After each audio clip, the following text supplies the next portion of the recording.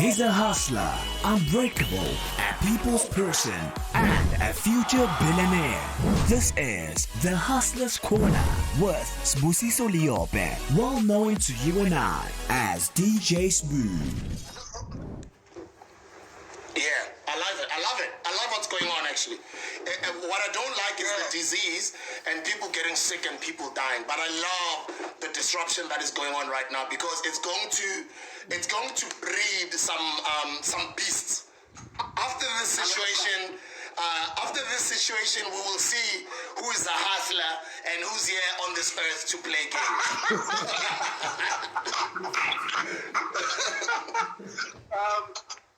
Without a doubt, I think if you look at most people now, there's little content they're putting out because these time tests who's made by social media and who's naturally gifted. A lot of people kind of jazzed. I'm looking at people that I used to follow. I'm like, is that all you have to offer?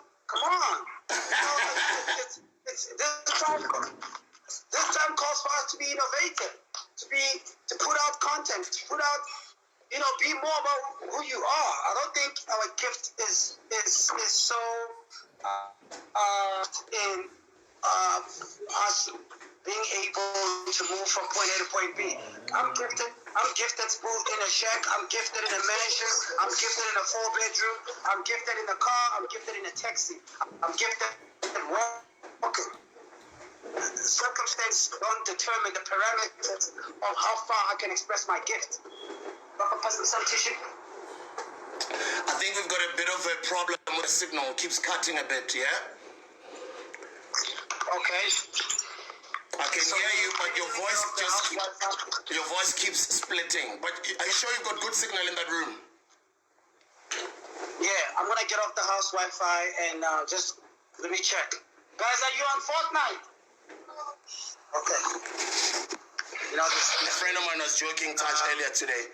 A friend of mine was joking earlier today that man sibuda wangatshela abantu labo ukuthi angithi mahlale basiqhomela ngemoto zabo. Why singabona amadladla wabo isikhathi sakhona makasivuleni amadladla bafethu.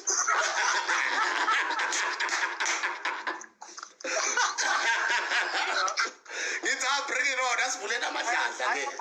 Asibonisana nini, asivuleni amadladla ngiyadlala. So then I say to him, no man, you gotta focus on the youngsters. I think this is the time when you've got kids, you're homeschooling them, and when you've got platforms like we do, you're reaching out to the people and you're pushing out wisdom. Yes, without a doubt. And there couldn't be a better time to actually have online businesses being in a position where everybody can access, because if you look at the timing, courts, I think the Competitions Commission gave networks up to, I think it was mid-March, where they had to submit their arguments with regards to the price of data. Had we had a space where data was affordable, traditional media will be bleeding right now, and because that's what's happening in the U.S. That's why AT&T bought cable. That's why T-Mobile is in the middle of merging with Netflix.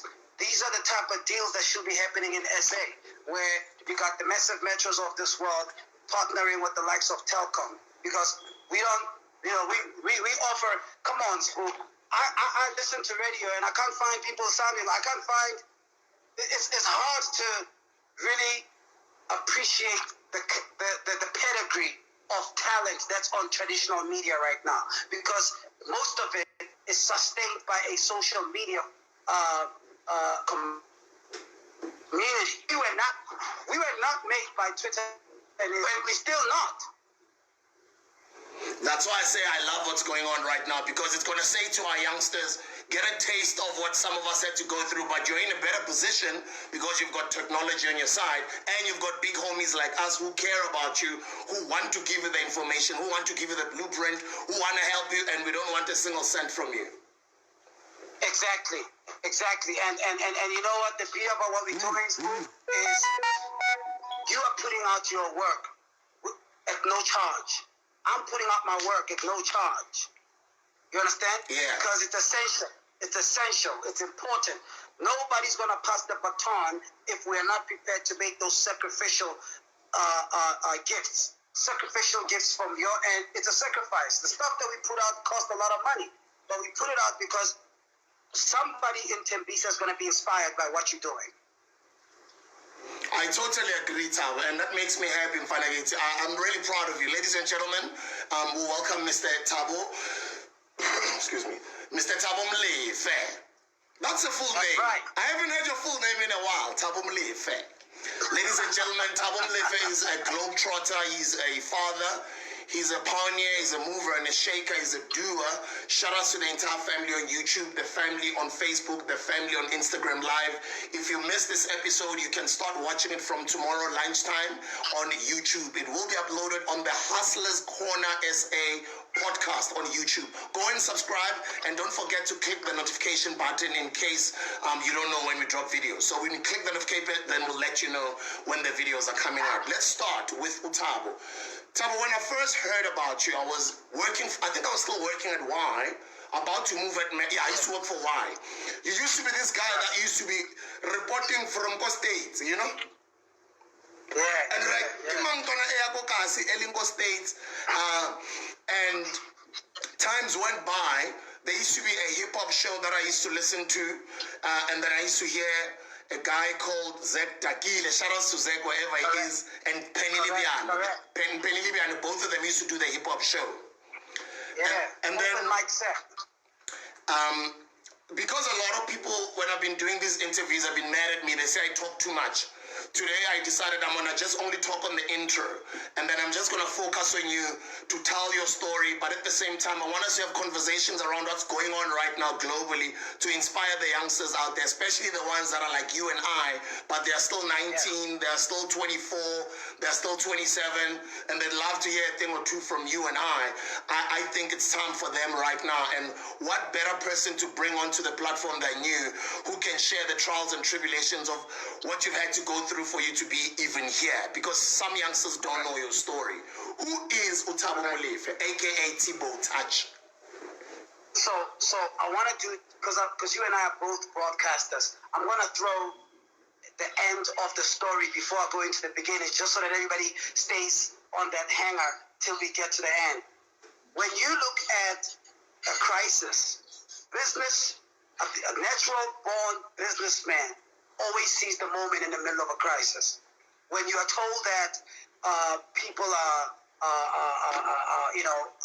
dying because of a particular pandemic, or there is an outcry somewhere, there has to be somebody has to have that aerial view of the situation and say, okay, we're in a crisis, but how do we participate in the value chain?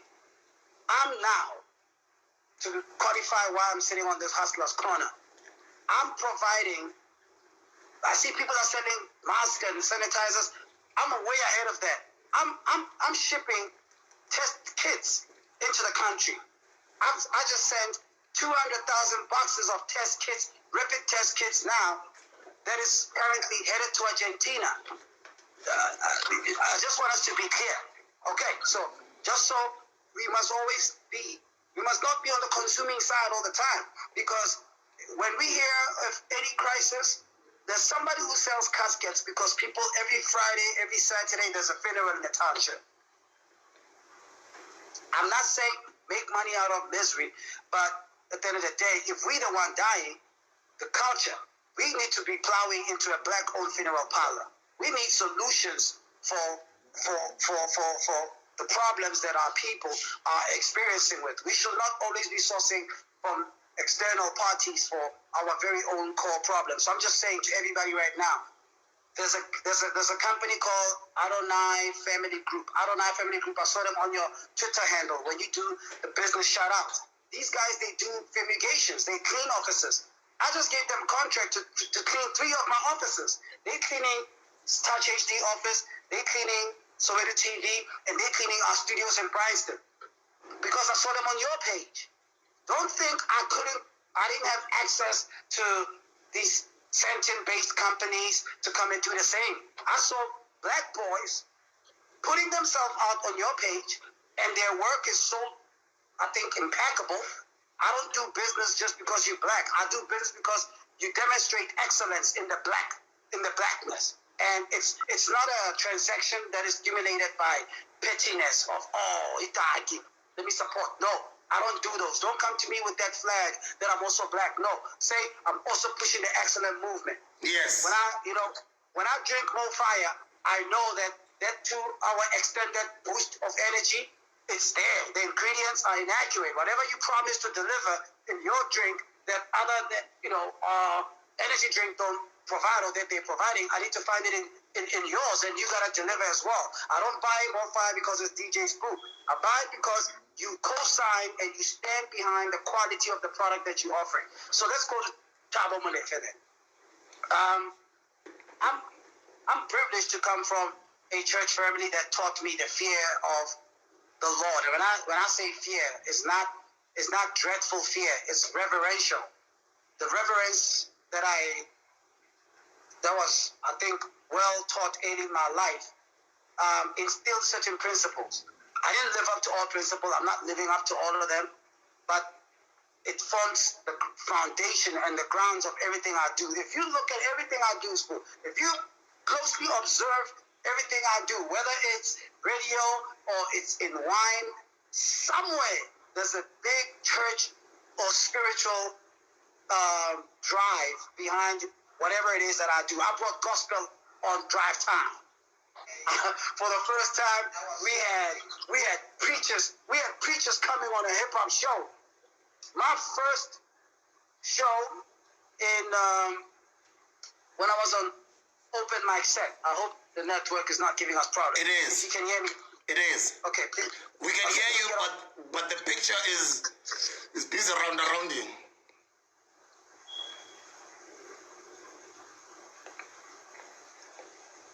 How about now? Well, I can hear you. I think the picture is going to come back. Ish, the devil doesn't like when we talk about God. Yes, says, what's that kind of that's why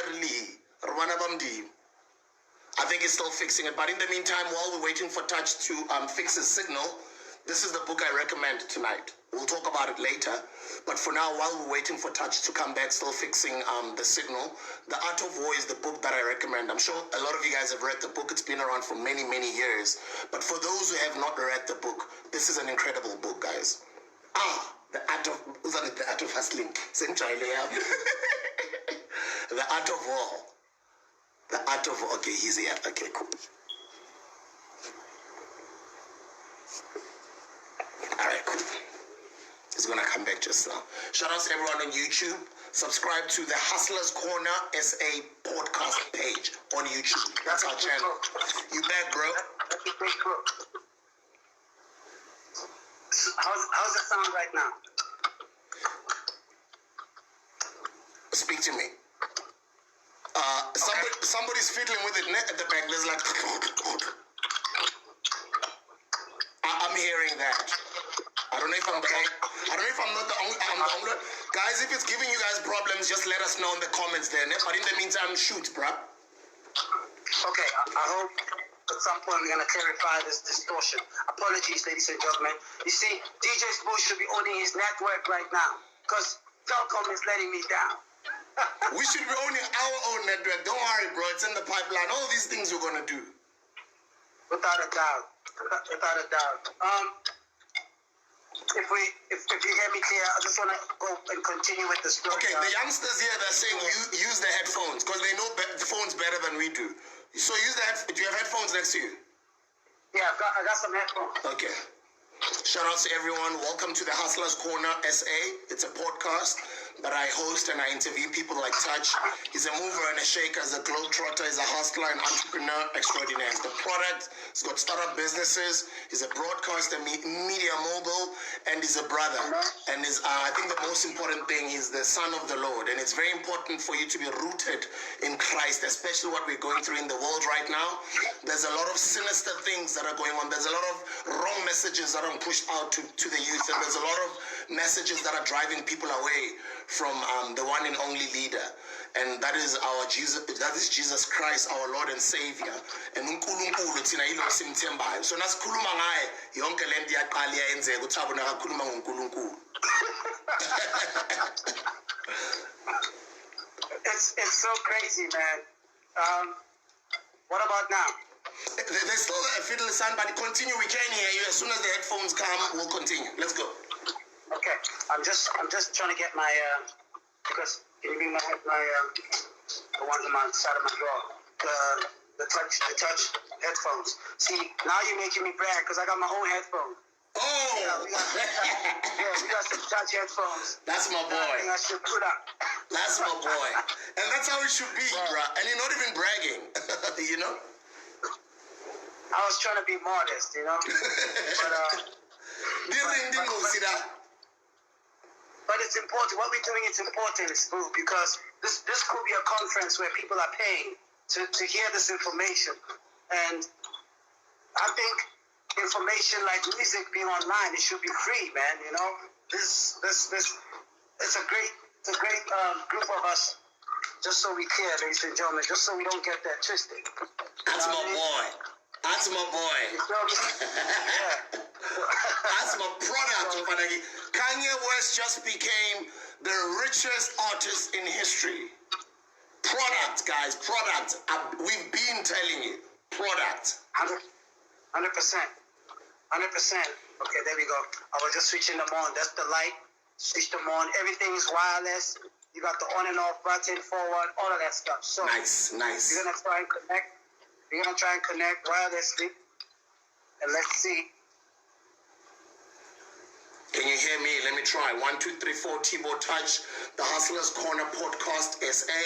We're out straight out of Sandton in Johannesburg, South Africa. We're going through the lockdown right now, and we're excited. We're speaking to one of the best entrepreneurs in South Africa right now, Tbo aka Tbo Touch. Are you back, brother? I'm back, bro. I'm back. That's much better. That's much better. Thank you. So this journey, by the way, these headphones are already coming out. I'll give you details, but that's not the conversation. They've already sold themselves because they've just sorted out a problem in front of everybody. I also want one now. I'll send you a couple. I'm gonna buy, sure. I'm gonna break some news on this dialogue. So there's gonna be some breaking news of things that are happening in my life that I haven't told people because I've just waited for the right moment. And I think talking to you as somebody who we've always exchanged, you and I don't remember discussing anything but business. And if it's not business, it's family. End of discussion. You know. I know that I can remember almost every conversation I've had with you, and those are the type of moments that we need to look and reflect on today, and revisit those notes and say, when I spoke to Sbu, this is what came out of the conversation. How do I bring that information to coordinate what I'm doing now? So I'm applying a lot of what you and I spoke about, and you'll be surprised how many times I've left your presence with great ideas to work on, whether I implement them or I tell you. So I give you credit as well for depositing that positivity in me, for depositing that direction in me. We gotta come clean as brothers. We gotta come clean and acknowledge the fact that we inspire each other. So you inspire me a lot, just so you know. Thank you, brother. Same here. You inspire me too. That's why I care about you as a brother and I look up to you. But what I love is the relationship that we have and also the love for people. You know, let's continue doing what we're doing. And I love the fact that we're growing as fathers and as family men. I'm just looking forward to this conversation, bro. And I know a lot of people are tuning in. Guys, this is not just anybody. This is Tbo Touch. This is Tbo Touch. Boom, boom, boom, boom, boom. DJ Sbu. Boom, boom, boom. So, you know what I'm saying? So the question about my journey, I've shared a lot about things I've done and where I'm from. Sharpeville, man. I drove to Sharpeville the other day. My grandfather turned 92 on the 31st of March. He turned 92. And happy belated in that mode, sure. Yeah, man. And I always made a promise that I was going to see him, but because of the lockdown, I couldn't. So I was lucky to go to Sharpeville just before the lockdown. And when I look at where I'm from, I ask myself, it's either I have this insane amount of faith, or I'm driven by another force, because I cannot make sense of the confidence that God gave me when I approach the world. the confidence, and when I look at where I'm coming from, I say, where do I get all of this energy? I land in a boardroom in Vegas and sit beside billionaires, athletes, businessmen, and I speak like I'm from Sex and Drive. I sound like my grandfather is your Aunt Rupert. You'll be surprised and say, who's this guy? Sometimes I shock myself, and it dawned on me that where we from does not determine the currency we carry. It was just an address. It was just that point in time that you were born in a township. It just so happened that you were born in a particular time and space. But it's a tiny fraction of the fuel and energy that drives your day-to-day business, life. I'm not just driven by the fact that I'm from Sharpeville, because if I was, I'll be selling insurance today. Not that there's something wrong with selling insurance, but the biggest hiring company for Enaching is Old Mutual. And Isco Metal just, retrenched thousands of their employees. This was one of the biggest factories in the world. So a lot of people where I'm from either work at ShopRite Checkers, Pick and Pay, and if you made it, you're selling insurance. And the truth is, these are the legacy of apartheid that thrived even 25 years later in our democracy. Did it define me as Tbo? No, because I remember my first day when I went to school and I sat for the first time next to a white girl in the classroom. I remember that first day. I actually went to school late on my first day. We were there early. It's just that we had to do that aptitude test. Remember that test that qualifies you to get into a white school? It's a aptitude test. Do you remember that? So I was there from 7:30, but I only got into class around 11 o'clock because I wasn't aware that I was going through this domestication of, does he even qualify to be here? I'm like, what's the point of this aptitude test? I came with results that my previous grade, I passed with an average of a B. So that should qualify me to be in your school. But we had to go through all of that. And I remember that day, after that test, I walked into a classroom, my first day in school. I didn't have the proper school shoes. I remember vividly. I had those black power sneakers. And, they wore brown shoes at that time. So I had to know first I'm going to be accepted. So you couldn't buy the uniform because you might not get in.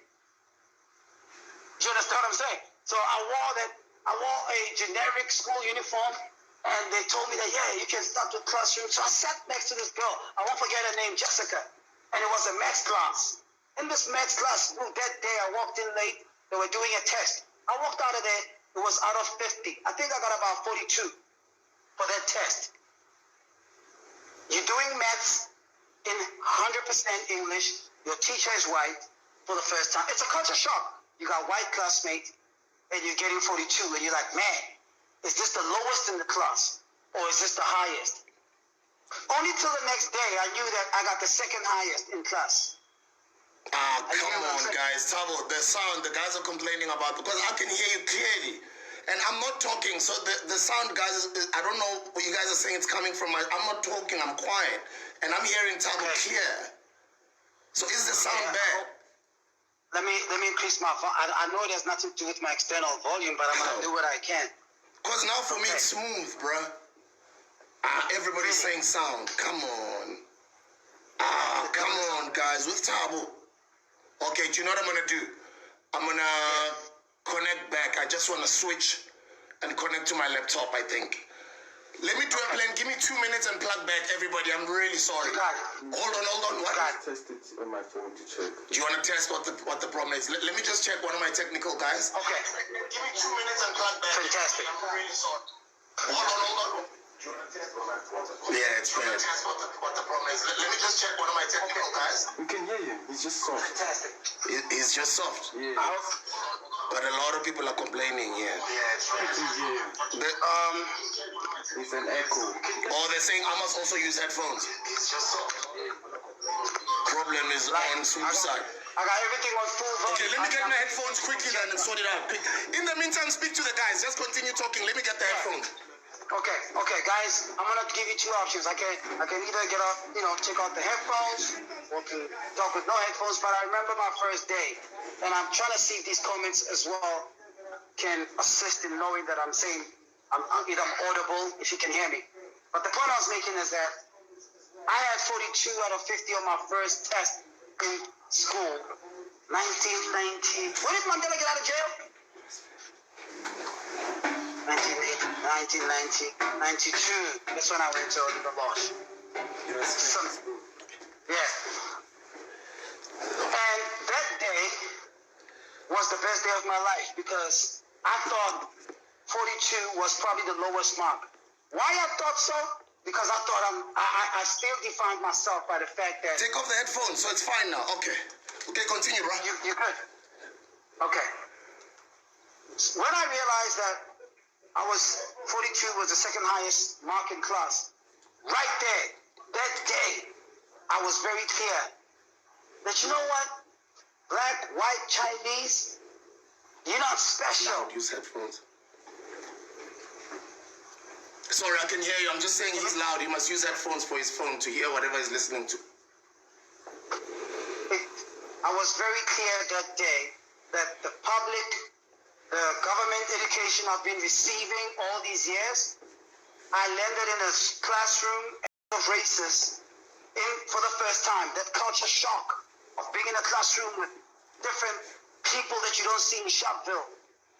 I didn't let Sharpeville, Mareka Street, define or become some form of a hindrance. I presented myself that day in class, and when I realized that I had just beat 30 kids in a classroom, that day, life said to me, this is how the world functions.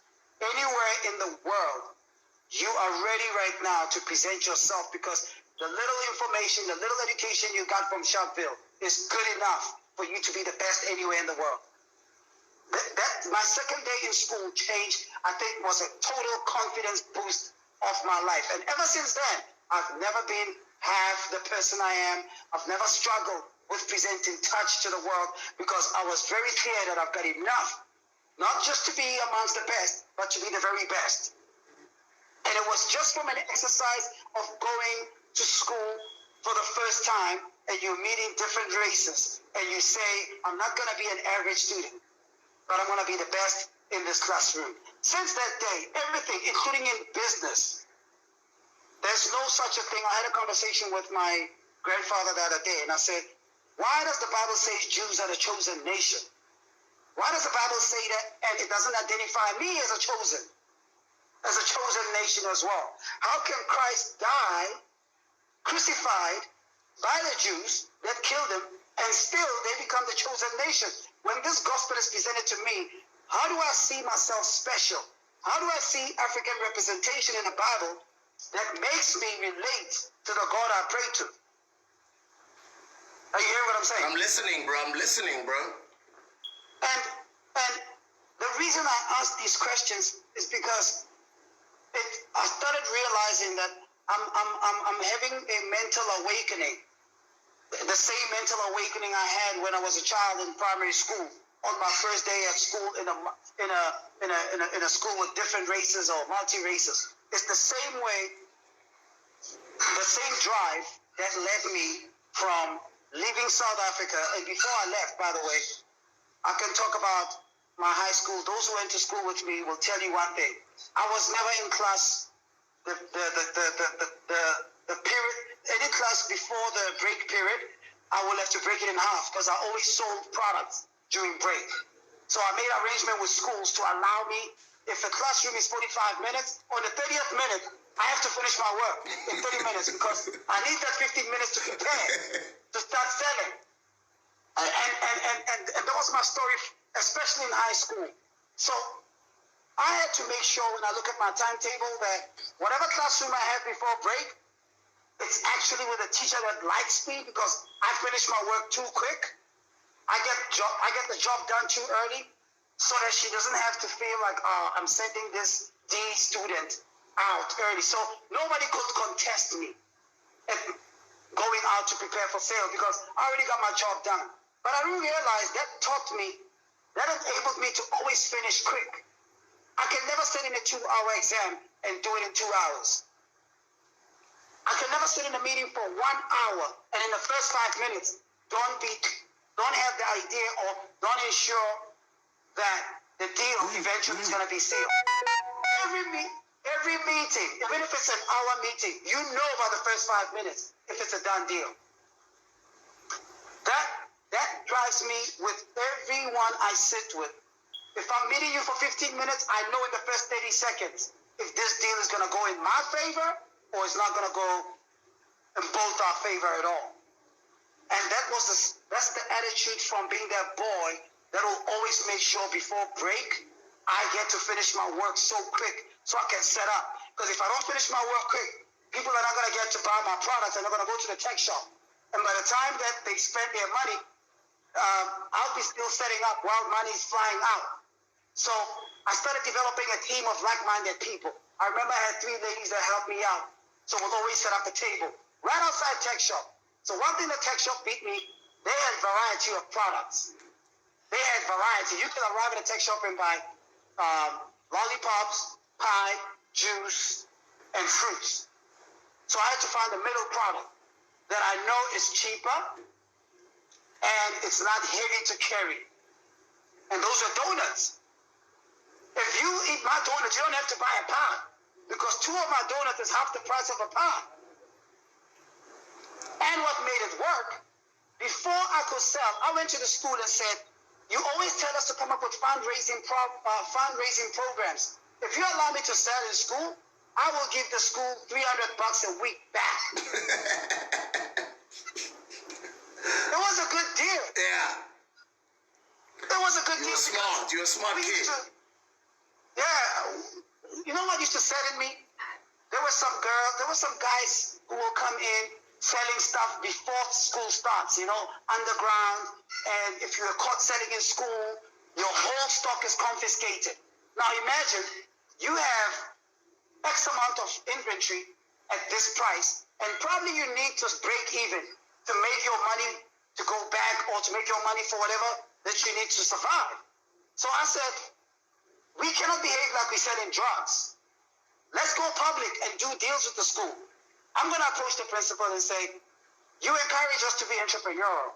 Whatever it is that I'm selling is not sold at the tech shop. So I ensured that my deal with the school was so solid that the owner of the tech shop, when they went to complain, the school is like, yo, you are paying us rent of 900 rands a month. We are getting 1,200 from this student a month, because if you times 300 by 4, that's 1,200. And because that deal was so sealed, that's the only reason I never missed school. Because I knew very well, apart from being educated, I have the opportunity to make money. Now, that's a mindset in the early 90s. When we then evolved and stopped interning, moved overseas, I remember I was in grade 10 when I moved overseas, grade 10. I arrived in the US, another mental shock, another total culture shock. Now you're in the States, kids here after school, they got second jobs. They work at McDonald's. They're working at Domino Pizza. They're working at, I said, oh, so they work after school, fantastic. And when you understand the psychology behind why they have to work after school, it's because the new Jordans are coming out and parents can't keep up. So high school pressure, you gotta have a car. But almost every matriculant in the school that I went to, Bishop Grimes High, every matriculant had a car. And you realize the reason why they work is because for those who don't have rich parents like me, you have to have a job after school that ensures it can sustain your lifestyle. Okay? There goes an opportunity for me. I said, nah, I'm not gonna get a second job. I cannot do it. I'm on an F1 visa. My status don't allow to get employed. But I know I can do something better than getting a job. So what happened? At that time, I'm staying with Grace Jones' parents. Bishop Jones has 600 members in his church. 600 members in his church. There's one product that every member in the church uses at least a day. What is that product that they use every day that costs them to travel to Walmart, to Ralph's, or grocery store, corner store? And I can supply that product every Sunday after church for them to sustain them for the whole week at a lesser price. You see about identifying opportunities in the mentality you adopted back in Sharpeville, now it's helping you in America because of the different environment that you're in. And I like what you're saying because some people don't think they can actually make it in a different environment, but they forget that it's the same everywhere. The only thing that is different is the rules and regulations and the law and the dynamics of a country. But you gotta work on this. So you came to America already with that hustler's mentality, right? And by the way, I didn't know that the great Grace Jones, guys, some of the guys who are in our age group that know Grace Jones, one of the sisters who represented an African image on the big Hollywood movies and refused. She wasn't even wearing any weaves. She was like naturally African. I didn't know that this big Hollywood star is related to the Bishop Noel Jones. Right. That's Bishop Noel Jones' sister. I was talking to Bishop last week, and Bishop made a joke, and he said, you know, my gift heals people. My gift makes people feel better. Yeah. But I probably get $10,000 for an hour presentation. Grace, her gift doesn't make people feel good like I do, but she gets 500,000 euros for an hour. Yeah. You know, so we are all gifted differently. And the truth of the matter is, everybody's gifted. We just got to search, like I did search for my gift at that time when I got into Syracuse, and I looked for opportunities. Because it's painful, Sbu, to get into a country where you are told you cannot be employed, you cannot work. And most of us fold back and say, oh man, so immigration laws don't allow me to be employed. I'm going to rely on handouts. I cannot express the creative juice in me. That's wrong. There's always an opportunity in a crisis. And I promise you, by being able to do what I used to do at Apostolic Church, I ran the biggest distribution for bottled water. Yeah?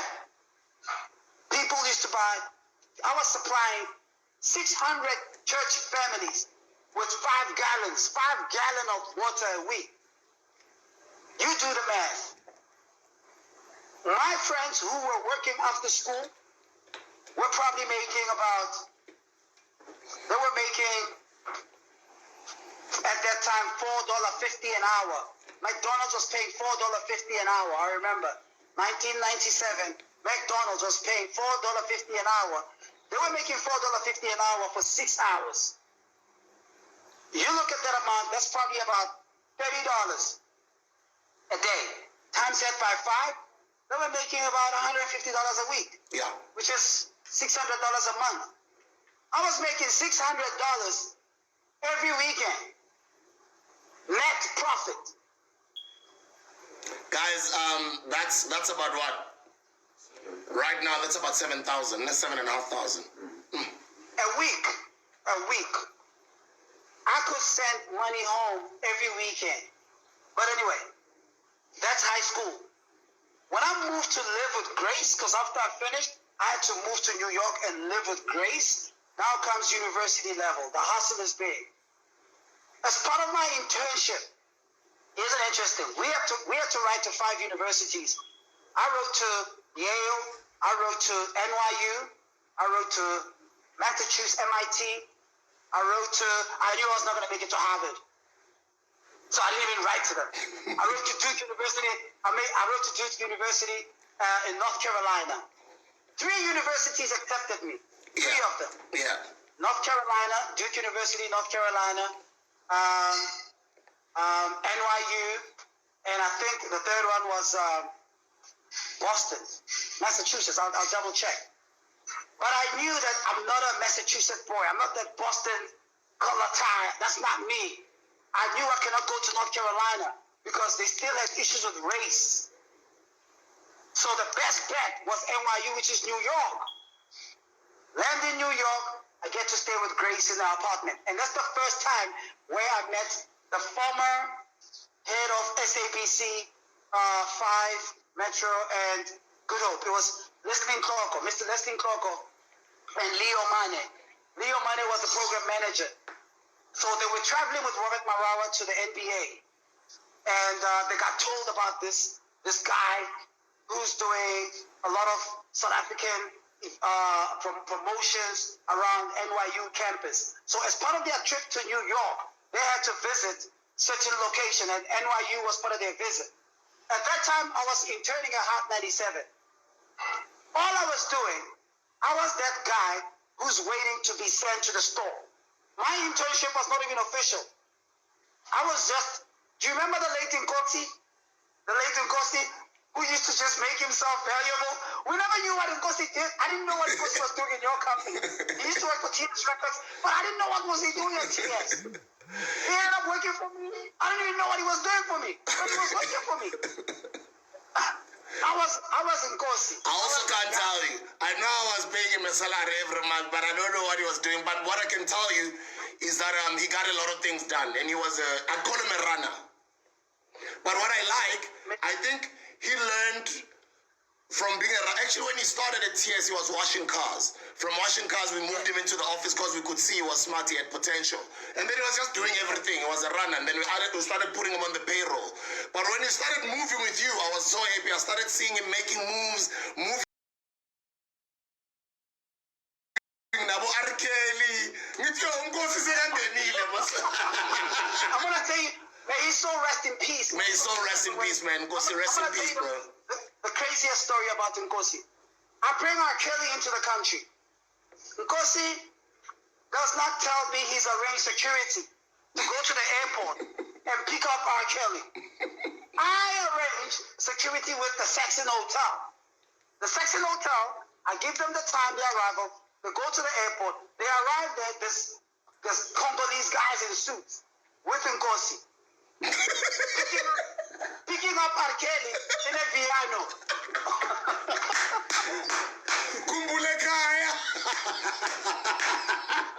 They're picking up, so you got 7 guys in a Viano picking up a crew of 22 people plus R. Kelly in a Viano.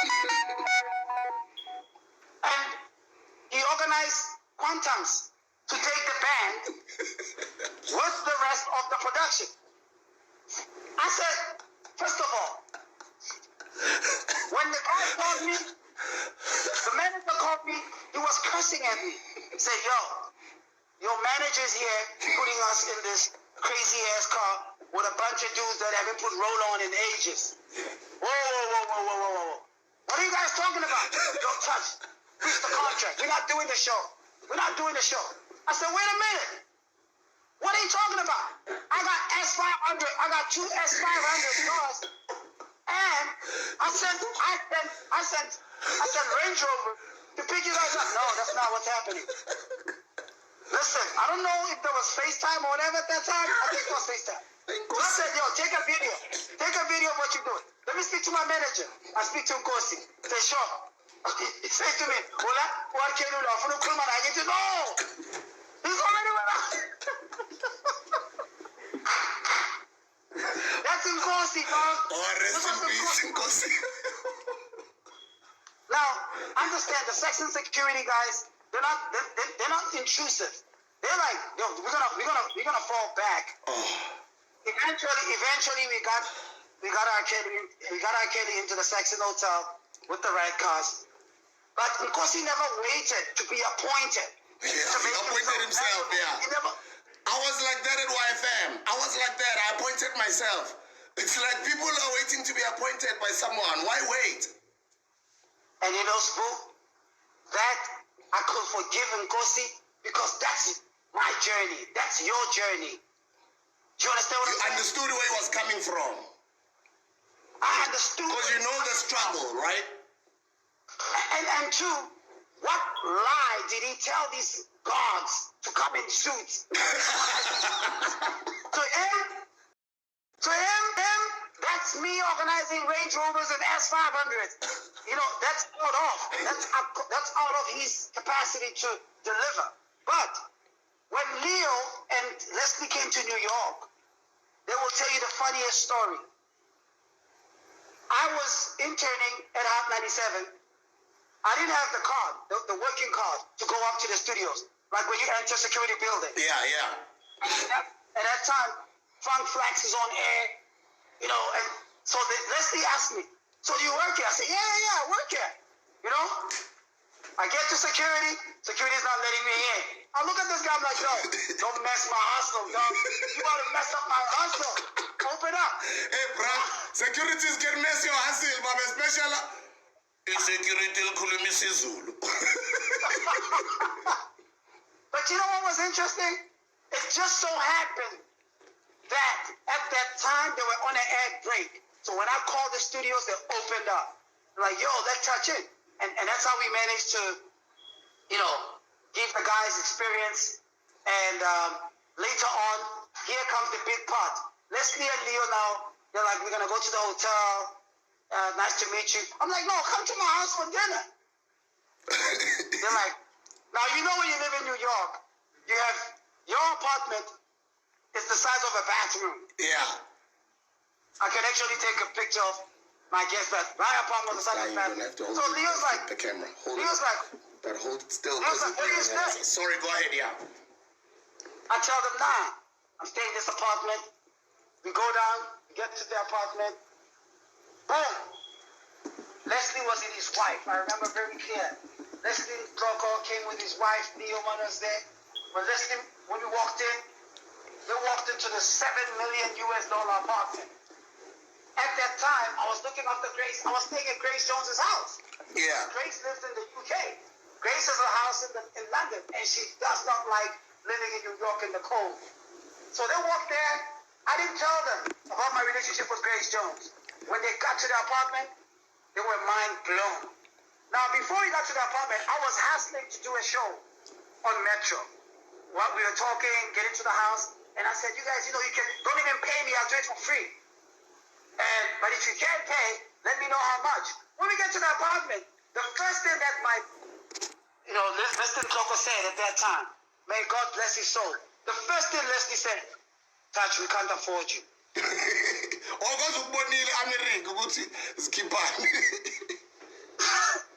first thing he said is that, yo, we can't afford you. Because in their mind, they were thinking, this is my house and it's not even my place. This is great. For them. So I said to SABC, I said to SABC at that time, I will do this show for free. Let's sign the contract. Back to making yourself valuable before you make demands. Make sure that you are on demand.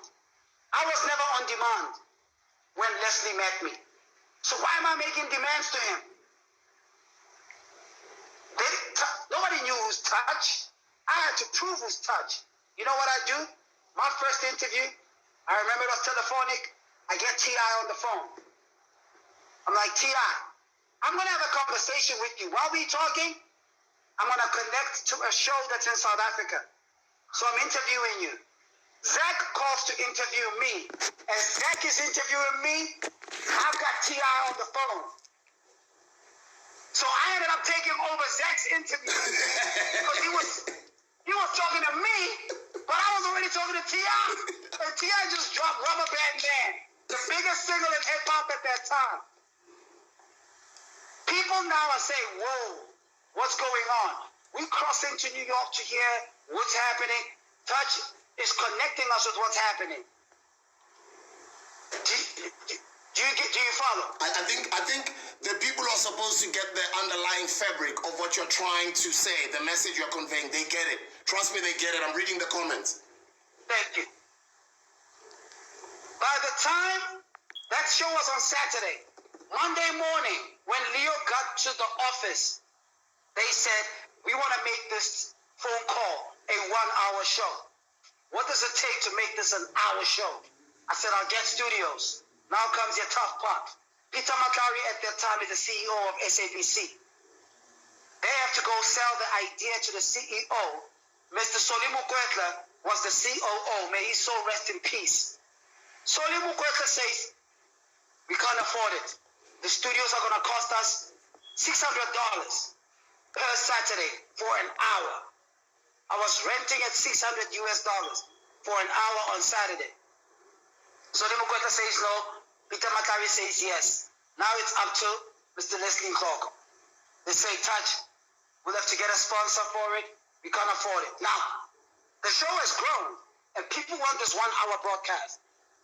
I'll go and cut a deal at that time with Viacom Studios. Shout to Viacom. That's why I'm giving BET my show right now called The New Normal. Catch it every Sunday. Big up, yes. Say that again. Yeah, that's why I'm giving BET my show every Sunday, 7 o'clock. I think I'm on BET at 7 p.m. Nice. Somewhere around that time. Don't forget, guys. Don't forget. Catch me on Saturdays on BET. So, I do a deal with Viacom, and I just interned for Def Jam. Kevin Lyles is the CEO of Def Jam. While I'm interning for Def Jam, I say I tell Def Jam, I say, yo, Def, we have an opportunity to play Def Jam catalog for an hour at no charge for 1 hour on the biggest country, like in the biggest country, like this is South Africa, this is the biggest radio show, the only hip hop show at that time. And I tell them there's no hip hop show at that time. I say, yo, Kevin Lyles, this is the only way you can get our catalog on African Airways. They check, they look at the profile, they see open mic set, they're like, yeah, but this show is only on Saturday, and that's not prime time. I said, I'm gonna build it to make it prime time. It's not gonna cost you guys a cent, just pay for the studios. I get Def Jam to cover the studios. I call Leslie on Tuesday. I said, Mr. Nkoko, don't worry about it. We'll do it for free. Little do they know that only in that hour, I'm playing Def Jam music.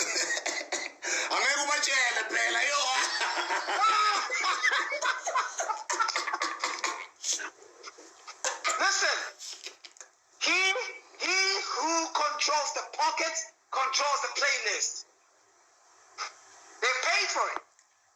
Now, the left say we are getting exposure in Africa. That's what they call South Africa. They call it Africa. The right says we have a great show for free. My hustle skill has to integrate the two and keep it harmonious on both ends.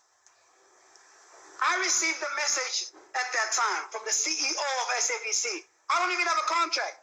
The CEO of SABC, yo, we love you.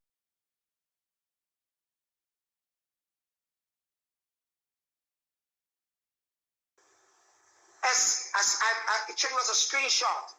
I looked at that SMS every weekend, motivating me to do this show up until the SABC executive visited New York. They came to see the studios, and they said, we're going to give you a contract. We're looking in coming up with a contract. What is the right? Let's crush the numbers. At that time, what was meant to be a phone conversation with some guy in New York to tell us what's happening, translated into a business property that not only has advertisers, but the internal decision makers, those internally, were hooked. So if I walk away, now I can make demands because I'm on demand now. So I said to SABC, you guys got to give me $3,000 a weekend. $3,000 a weekend. This is my cost. This is how much it cost me to get the artist. There's no show that has ever flooded A-listers like that show till this day. I agree. No doubt. No questions about that. Every weekend we had guest after guest after guest. I'm talking John Legend's first time when he came to South Africa, before he came here.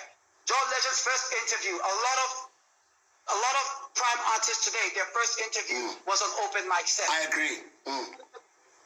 I remember introducing Lupe Fiasco and nobody knew who he was. And I had to convince people that, yo, this guy's gonna be hot. And they're like, who's this guy? I remember introducing rappers like, man, I can think of the likes of Trey. By the way, when the song Say I was made, Trey Songz was staying in this small house in Atlanta, and he wanted to do a collab with Akon. We heard there's a guy in New York who can get Akon on his track, and I went to his house to meet with him, and that's how him and Kevin Lyles, by the way, he's managed by Kevin Lyles today, and it's an incredible story that this South African DJ at that time linked two of prime artists who happened to have produced big hits. And again, that's not confining yourself to be a South African radio DJ. It's to say, like Jay-Z, put me anywhere on God's green earth. I quadruple my worth, which I have. You know what I'm saying? But anyway. Thank you. So, I started taking that same attitude of the guy who used to leave break 15 minutes before break to sell his products and compete with this tech shop. I was applying that on another level. Till I got to a point where what started as a phone conversation guy in New York grew into not only a weekend show, but into primetime radio, TV shows, different properties. So the journey continued. When I came home in 2005, I was such a rebel that the first weekend I arrived, I think SABC was doing something in Pietermaritzburg Showgrounds. I'm going to fast forward. January, we get to go to the JMB Met at that time. This is a weekend DJ. I make management clear. I said, when I came from New York, I flew business class. I cannot be home between Joburg and Cape Town and fly economy. Yo, created problems. Yeah. The whole SABC said, nah, the American, let's when I say fly business, listen to this. These are your DJs that are making you money. You know how blacks, we like that misery nonsense? We like to talk that shit. Excuse my language. Abantwana right in economy. So abantwana, when you fly them economy, when they bring you millions, they're your stars. When you go certain houses, they're your superstars. But travel, when you need to travel, when you need to move them from point A to point B, abantwana. I remember telling Eddie Zombie, may he so rest in peace. I remember telling Eddie Zombie and Wilson B, I say, you guys are the pillars of this station. Why you sleep in 3-star hotel? So when your fan bumps into you at City Lodge at a reception, you think he's gonna ask you for an autograph? My fans meet me at the one and only reception. They're gonna meet me at the Michelangelo. You're not bumping into me at Holiday Inn. It's not happening. Guys, it's very important. As much as I'm laughing, let me come in here. Sorry to disturb you guys. It's very important to know your value. Very important. Know your value, guys. Because if you don't know your value, somebody else is going to put a value on you. Sorry, continue, bro. Bro, this is before Instagram. We didn't do first class to put it. I don't even post. If you look at my travels, I don't even post my seats anymore. I probably post a picture of a champagne, and if you understand the interior, you will know that, okay, he's in 2K or he's in 1A. I'm not caught up in that no more where people are posting boarding passes. We've been doing this 15 years ago. I remember that weekend, I went to the client. We got to Cape Town, and everybody who works at Metro will tell you this. I went and told JNB, I told JNB Whiskey, I said, you should never put us in the same hotel where our winners are staying and the rest of your guests. They pay to see us. Okay? You should never disrespect and lower us to that extent. We are the reason why tickets are sold to your venue. If we drive in traffic, if we're a gateway to your audience and your customers, give us some respect. JNB agreed to move us to a better hotel at that time. The management reprimanded me that I'm having conversations with clients that pissing off clients and they could walk away from this deal. Now understand the black mentality. You think clients are doing you a favor by being on your station, which is the #1 station in the country. So you're gonna eat what's falling off the table, and you don't want to piss off clients because, guys, there's food falling off the table. Take what's falling off the table and don't ask for prime steak. The bone you're eating probably has some meat. Eat that bone and appreciate it. I said no. I can tell you. I remember I said to Fistus at that time. I said, "Yo, Fistus, I'm gonna change my hotel. If you guys need me, I'm staying at this hotel." 2 people started changing. 3 people started coming. There was no B&B at that time. I booked a house in Camps Bay. I was earning $4,600 every month at SABC. I booked a house in Camps Bay for that weekend. It was 8,000 rands a night. And you know what happened at that house, bro? I threw a party where clients were there. The station was there. So all of them now are partying in my territory, right? Now you can throw value. So you demonstrate before you run your mouth. I say, guys, next time you want to host me, this is how I like to be. Because I can brainstorm when I'm staying in a place like this. It's important for my neurons to keep running. Because I come up with great ideas. But I can't come up with great ideas in those sheets that were never washed 4 days ago. Because I'm smelling another man who doesn't think like me. I don't connect with that nonsense. Don't do that. Have you ever walked into a room and you can smell 2 guests before you? Like, yo, my African nose, because I can detect a lot. I'm like, don't do that to me. So when I made those demands, I demonstrated. A lot of people that are higher and I've hired, I listen to them when they make demands. And some of them have never and will never get the shot that I enable them. Some of them will never get that shot to even work in this proximity. Some of the people that work for you will never get that shot. Sbu, I'm going to say this one more time. The people that work at More Fire, Massive Metro, and all the companies under the Sbu group will never get that shot that you are offering them. If I'm lying, let them go and do it on their own. I'll wait.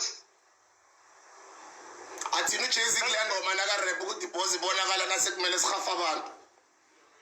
May the best man win. Nasekmele schafa masalary abantu kulapho kubonakala khona ukuthi ubani ubani. And you know what? This is something that I pray the millennials get very clear. Because millennials prostitute jobs more than anybody else. It's okay to hop and look for opportunities. But the truth of the matter is, business is not a salary. Business is not what you take home at month end. Business is relationship. I can still call anybody I worked for. I can call Kevin Lyles today. He'll take my call. I can call Leslie Falk. I can call anybody. I can call Peter Matlari. He's heading AXA right now, if I'm correct, Barclays. I can call him. He doesn't take my call because I once worked for him. He takes my call because when I worked for him, I made him look good at no cost. Thank you. I'm glad you said that while my youngsters are here. Say that again. I made everybody that I worked for look good before I can think of how much I'm taking. I made them look good at no cost. I was fulfilled in serving, not fulfilled in what I take. Take us, run out. Give us, never run out. Shumaela Mtansekaya, amen. Continue, bro. Drop those gems. Young people, listen. Young people, record these things. If you missed this interview tomorrow midday on YouTube, drop those gems, bro. Don't stop. It's very important that we say this because we didn't get here by a following. Jay-Z is not on social media, and he's the first black billionaire in urban entertainment, period. And I'm not talking Oprah. I'm talking urban entertainment. Oprah is a media mogul. So, oh, don't tell me this phone died. You tried, but it died. Please, bro. Okay, we're gonna have to, guys. This one is dying also. Guys. Guys, Touch was on flow, my man. He was on form. I told you guys about these phones in the afternoon. Not when we're interviewing Tbo Touch. Try going on this one. Go. But these guys are gonna be mad at me. I must dump Facebook and go. Okay, guys. All of you guys, I know most of you have got Instagram. Instagram. Let's go. I would like to apologize to the audience. We got cut off. We had planned, or we had allocated an hour for the interview. So it's 8:15, and the power was not enough. So I didn't think that it's gonna die before we finish with Touch. You see, with somebody like Touch, you have to give him a platform. You have to get him to speak because he's got so much experience and so many things to share with young people. He's not afraid even to share, and that's what I like about people like Touch. Because a lot of people basuka pushy timing too much, and they mean timing too much. Young Kenya now ring an indwana, now ring an youth. Melo bateli qiniso ube raw batshele ukuthi kanjani because now batshele ukuthi kanjani abaze aba connect now. Now ukuthi don't give up, believe in yourself. Like go in, tell us stories, man. So much timing, and that's what I love about Touch. Touch goes in and he drops those jams, and right now he's going in, man. That's why I always say like, you know. Let me see if Touch is back. But anyway, the hour is gone. It's already 8:15. But if you guys missed this video, please go to YouTube tomorrow. I just want Touch to go in, man. And he was on form, man. He was on form. Oh yeah, there's Tabo. Let's go. Let's go in, man. Let's go in. Let's. My wife loves our 2 sets of twins. My wife is an educated person. This is hilarious. Thank you for coming back, bro. This is so funny. You say, yeah, don't give up. Don't. Politically correct. Hey, daughter. Yeah, don't stay. I'm starving. Don't tell me not to give up. Tell me, how did you go through it? Because I'm hungry. Exactly, man. Why do you think some of us are selling in the street? We're so frustrated. We're trying to show the youngsters, guys, it's done like this. It's done like this. That's all we're doing. I could be sitting wherever, but I'm out there. Of course, I'm benefiting because I'm marketing my brand. Right. But I want you guys to know how to make money, and that's exactly what Touch is doing. Bro, I'm gonna tell you 2 stories that nobody's ever heard.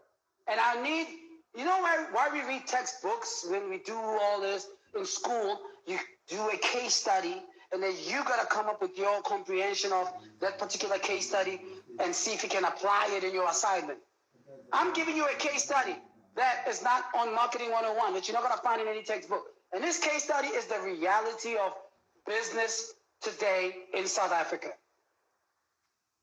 I know I was discussing at that time making demands when you're on demand and how I make my bosses look good, but I want to fast forward because you and I can go till midnight.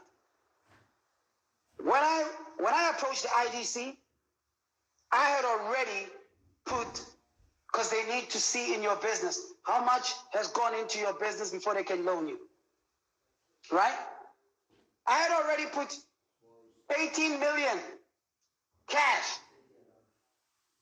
into a business that I say to them, give me 12. So if I can afford to put 18, if I've burned 18, and I'm asking you to believe me for 12, I'm not putting 2 rand, and I'm asking you to believe in me with your 10 rand. I'm demonstrating that before I came to you, this is what I've done. That's why I like guys when they have a demo or when they have a shoe or a shirt that they sell. There's a lady that came to me. I was speaking at UJ. I was speaking at UJ. Man, I know her name. I don't know why it just went out. She was selling me books and said something about working with you. Should I work with Sbu? The presentation was good. So I said, okay, I like your presentation. I didn't buy the book. I bought her presentation. A lot of people that I have helped in my life, it had nothing to do with their idea. I can give you case studies of people who hustle, who used to wait for me outside my office I mean, outside the studio. I call SABC my office. Outside SABC studios. 80% of people that came and hustled me walked away with nothing. The 20% that walked away with something are running things today. Because I give you the most bitter answer, which is very hard to swallow at that time. But when you digest it, you're going to be a better person next week. I'm not the type of celebrity or somebody you're going to come at and I'm under pressure because you show me that you follow me. Hey, Touch, I look up to you. Now you've cornered me to be nice. I'm going to tell you straight up, if I do not think you show any sign of value, go back to school or get a job at post office. This singing thing is not for you. You are not Black Coffee. Forget it. There's people who've walked away with the truth, and the truth has helped them to be better people today. So the point I'm making is simple. Bro, I said to IDC, I need 12 bars. This is what I'm doing. And my operations at that time was 1.2 million every month. My salary bill in my business cost me 840,000. 400,000, 400 and something thousand was my operation. So my salary bill was 75% of my overheads on a monthly basis. I had to reduce it, and I've reduced it very drastically. I've reduced it so bad. The money the 12 mil, if I get money from IDC, 12 million, it's gonna sustain me for 12 months to pay salaries. So what happened? 12 months later, they sit with me. They say, let's look into your books. Let's look into your business. They realize I said a portion of the 12, I was going to buy equipment so that the business can develop, and we look for alternative means of revenue generation. What alternative measures we can put in place to generate revenue. So I realized that, no, man, online radio, it's difficult to compete with traditional because data is still expensive. Let's add something over and above. So we add the visual element to what we do. It costs money to invest in that. I sat with the guys. I didn't buy the equipment that I needed at that time because it was going to cost more.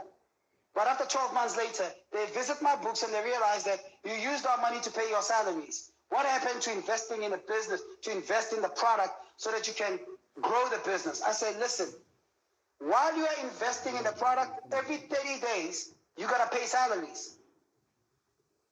While you're trying to grow, it takes 24 months to, first of all, create stability in the business. 3 years to turn the business around, and 4 years possibly to make profit.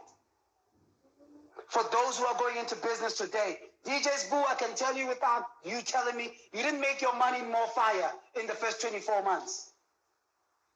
Let's not lie to anybody watching. I don't want us to come clean with true case study.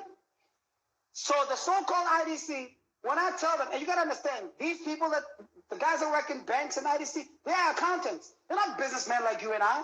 When you show them that I use this money to keep the lights running, I'm grateful that there was never a cent that went towards a bracelet. When they do the audit, there was not a cent that went towards buying golf clubs. I'm making, the way people perceive business people, they perceive business people as incompetent. As soon as you get money, our lifestyle change. No, this is the same Tbo Touch who flew business in 2004. I flew first class in 2005. So my lifestyle did not change just because you put 12 million in my pocket. But what I did, I brought kids in my space and people in my space who earned money that no company could have paid them at that time. I'm grateful I did that. I'm grateful I did that because whoever who earns under my company probably takes care of 4 or 5 different people or 2, 3 families. That's the story of a black child today. Yeah. You don't get... I asked them to publish their findings. When I made headlines that IDC is coming for my assets, I was laughing. I said, whoa. Later on, IDC rectified. They sent out a statement because it was not true. You know, the media is quick to report what sells. And the truth of the matter is, the real stories never gets published. So when you go on my Twitter page, I pinned the letter from IDC that ridiculed that ridiculed the article that was written.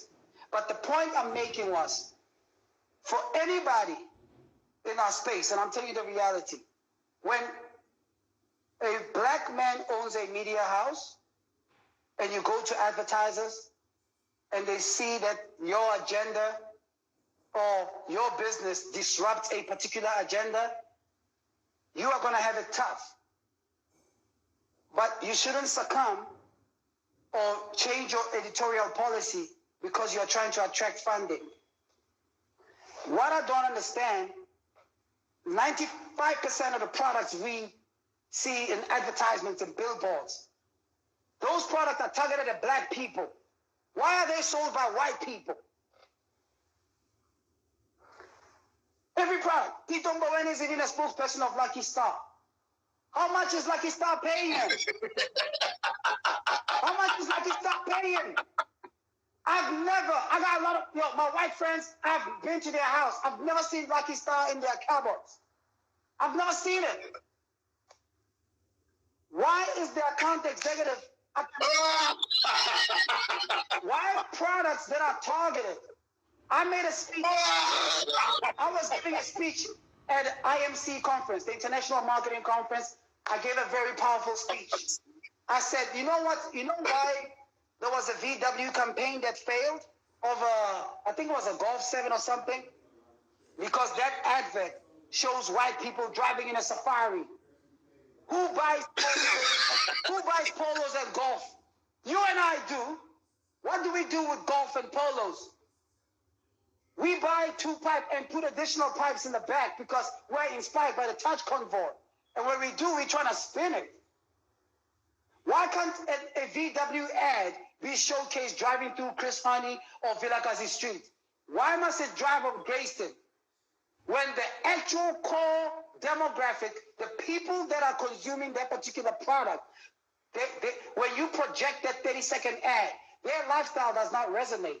You're not talking to them. The argument was, oh, we are aspirational. I said, that's a lie. You're not aspirational. A lot of advertising campaigns are designed in Cape Town for people that live in Tembisa. Why those accounts live with the people in Cape agencies that are in Cape Town?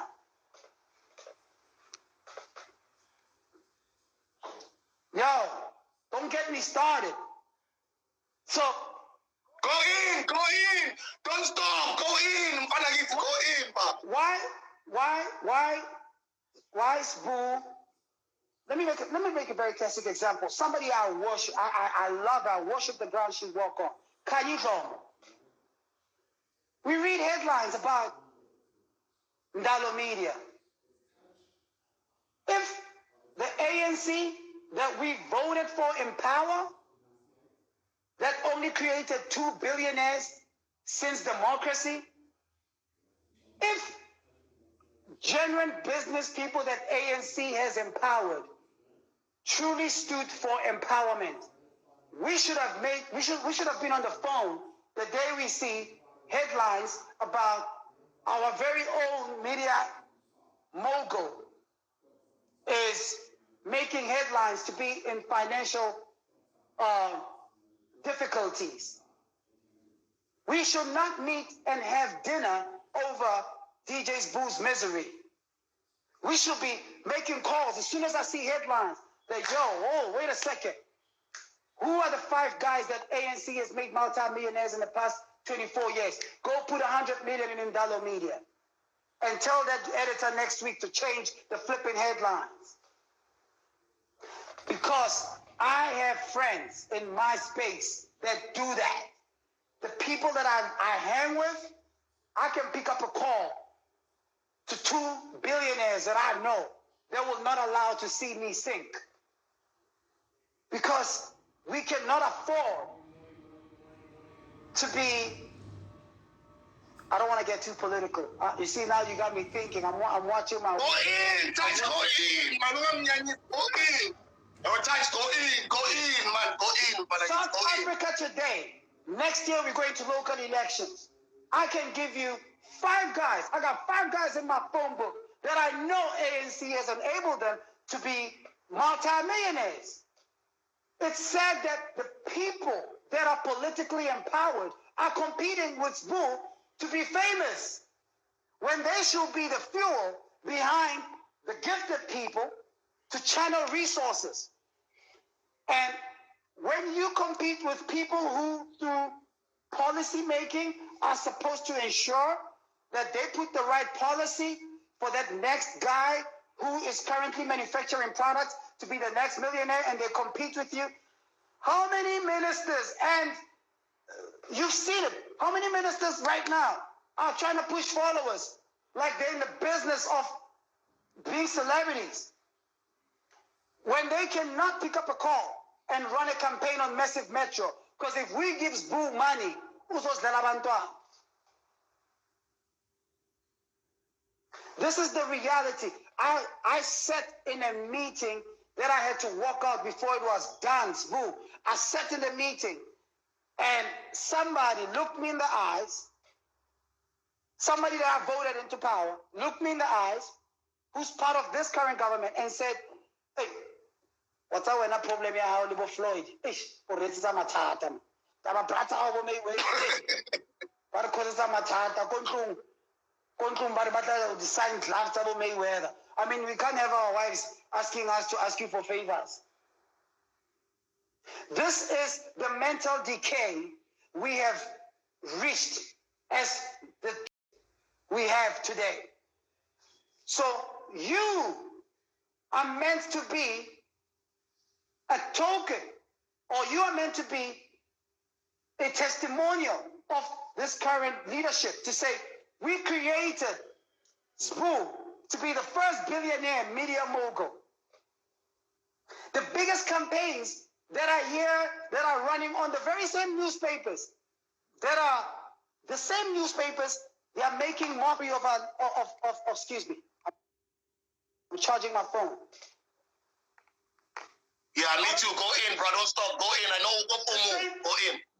How is it that you can pick up a newspaper and is insulting you as a DG, as a minister?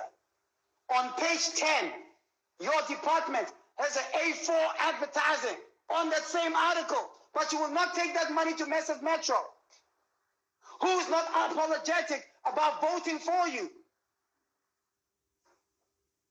Because if we make Sbu economically independent, he's not going to need us. But how many Sbus are there that we have created in the past 20 years? Let me come in there. It's an interesting conversation that you're bringing up, Touch, because, you know, with this COVID thing, I've been following with what the Communist Party is doing in China. And it tracked back to some of the things I never understood back then, but it connected a lot of dots for me. Then I started understanding the fight between Huawei and the US government. Yeah. And I'm starting to understand now when I heard that the US is also banning TikTok in the US. I was like, oh, this is a power war. You've got powerhouses in the world that are fighting amongst one another because everybody's on the speed for AI. They want to be number one for AI. So the US can see that China is well on its way to becoming the number one economy in the world.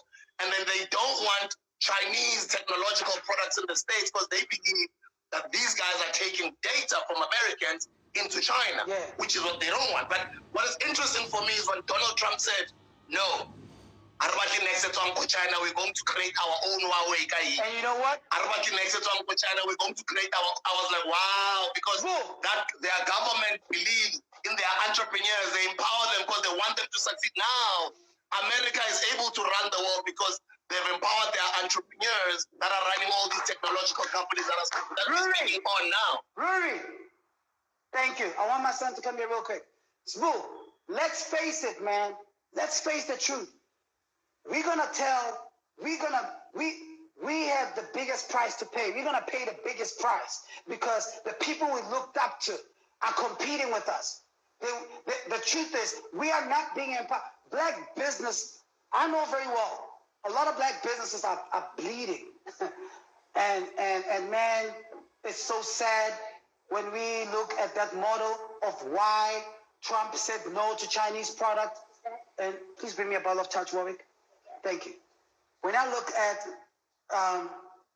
what happened with US saying we don't want TikTok, it's because South Africa is supposed to preach South Africa first. What do? We bring in products. We bring in products from abroad. What happened to be, there is no first world country that is not industrial. If we are not manufacturing, if we are not industrial, we can't build our economy on hospitality. Are we a catalog? Are we a magazine? Hey, come to our country and people must come take pictures with hungry kids on the street. Hospitality, we can't build our country on tourism. The biggest economies in the world are sustained by industrialization. They are sustained by manufacturing. Trump moved manufacturing from China and he built plants in the US. Am I his fan? No. But I understand the power of manufacturing. When you put a product, somebody will tell you, but mina monster, in Patagram. You should slap anybody on the face for even telling you about a competing product that is not made in South Africa. Forget that it's DJ Sbu. It's got a South African menu. It's made here. You know what happens when it's made here? There are people who get employed, Namakans, people who get employed by the designs, the packaging, the liquid packaging, the shipment, the trucks that move it. It's you and I. It's you and I. But of the 1.4 trillion budget that is sitting on government, what happens when you listen to Sona? What happens when Tito Mboweni makes his speech? Half of that goes to social grants. How are you? Do you want me to come in there? Yeah, go and finish up and then give me a chance. I want to come in there with what you're talking about. I want to make a point, yeah? Why are we not identifying manufacturers? Why are we not identifying young entrepreneurs that are in a manufacturing space? If you nourish, grant, a tree that is sustained by handouts, it's going to take handouts to keep that tree. But when you plant a grain of a mustard seed on fertile grounds, that grain of a mustard seed is soon going to be a vineyard. That vineyard is going to employ people to harvest. Whatever they harvest, they're going to create products that are going to be shelved in stores. So you combat food security. But if half of our budget goes towards, I don't want to bash it, but I want to hear what you have to say, because the second point I'm going to make, it might take a while. So I'm going to let you come in, because I'm going to move to the reason why I brought these bottles. Go in, continue. Don't worry about me. Continue, boy. Continue, boy. Continue. See this? This got my name. Let me break some news to you. I'm in court right now with 48 Gin. First time everybody hears this. I'm a 51% owner of 48 Gin. 51%. The guys who own 49%, I went to them and I said, this is what I want to do. I want to take this brand this direction. I don't want it made in Cape Town anymore. In every bottle, the company that's manufacturing this bottle, if it's not black owned or it's not empowering blacks, I don't want my liquid. I don't want my name on it. If this design, this packaging here, in the value chain, it does not plow back to black people, I don't want my name in it. If the cork that's holding this bottle, if it's not manufacturing, or the company that owns this cork is not 51% black owned, I don't want my name on it. When I started having those conversations with my Cape Town partners, we started having problems. We are in court right now. And if you don't have to buy 48 Gin, that's okay. You don't have to. I'm in court right now because I questioned value chain. The reason most celebrities will stand and say, yo, I got my product out. I got my headphones, like I'm wearing my headphones. These are Touch headphones. Okay? Those are Touch headphones. Product, guys. Product. Continue. Product. I'm wearing my product. What are you selling? The question I'm asking everybody, what are you selling? Guys, what are we selling? I'm wearing my headphones. I'm drinking my wine. I'm drinking my wine. When I'm done, I'm going to watch content on my platform. That's the only way I'm going to think about having my airline soon. If not my own bank. We should talk about having a bank, you and I, bro. I think we need to have a meeting. I got somebody who can give us money. So anything is possible.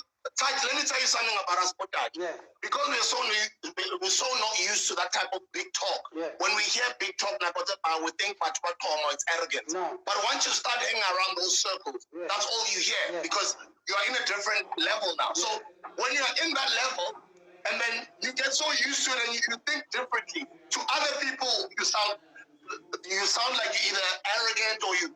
And that's what we need to raise everybody else. That's why I'm loving what we're doing. Go in, bro. Sbu, I got this smart kid. He's in Indonesia. He's about to make Bitcoin look like chewing gum. He's in Indonesia. I'm going to talk to you about it. You and I can come up with our currency, and people are going to think we're mad. But we should talk about that. I think this conversation must go. And those who are joining this conversation, if you guys want to come and be part of it, we should have that conversation as a group. Because to build a bank, we're gonna need a lot of us. It can't be two people.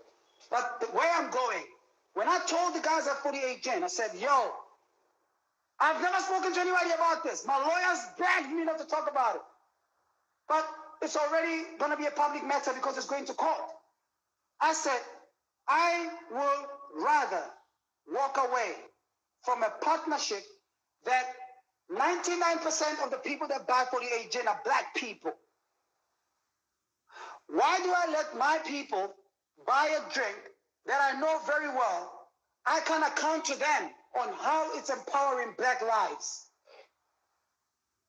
If you ask me on the value chain, Touch, who makes your liquid? Who bottles you? If you said, Touch, I've got 4 trucks, can I move your gin for you?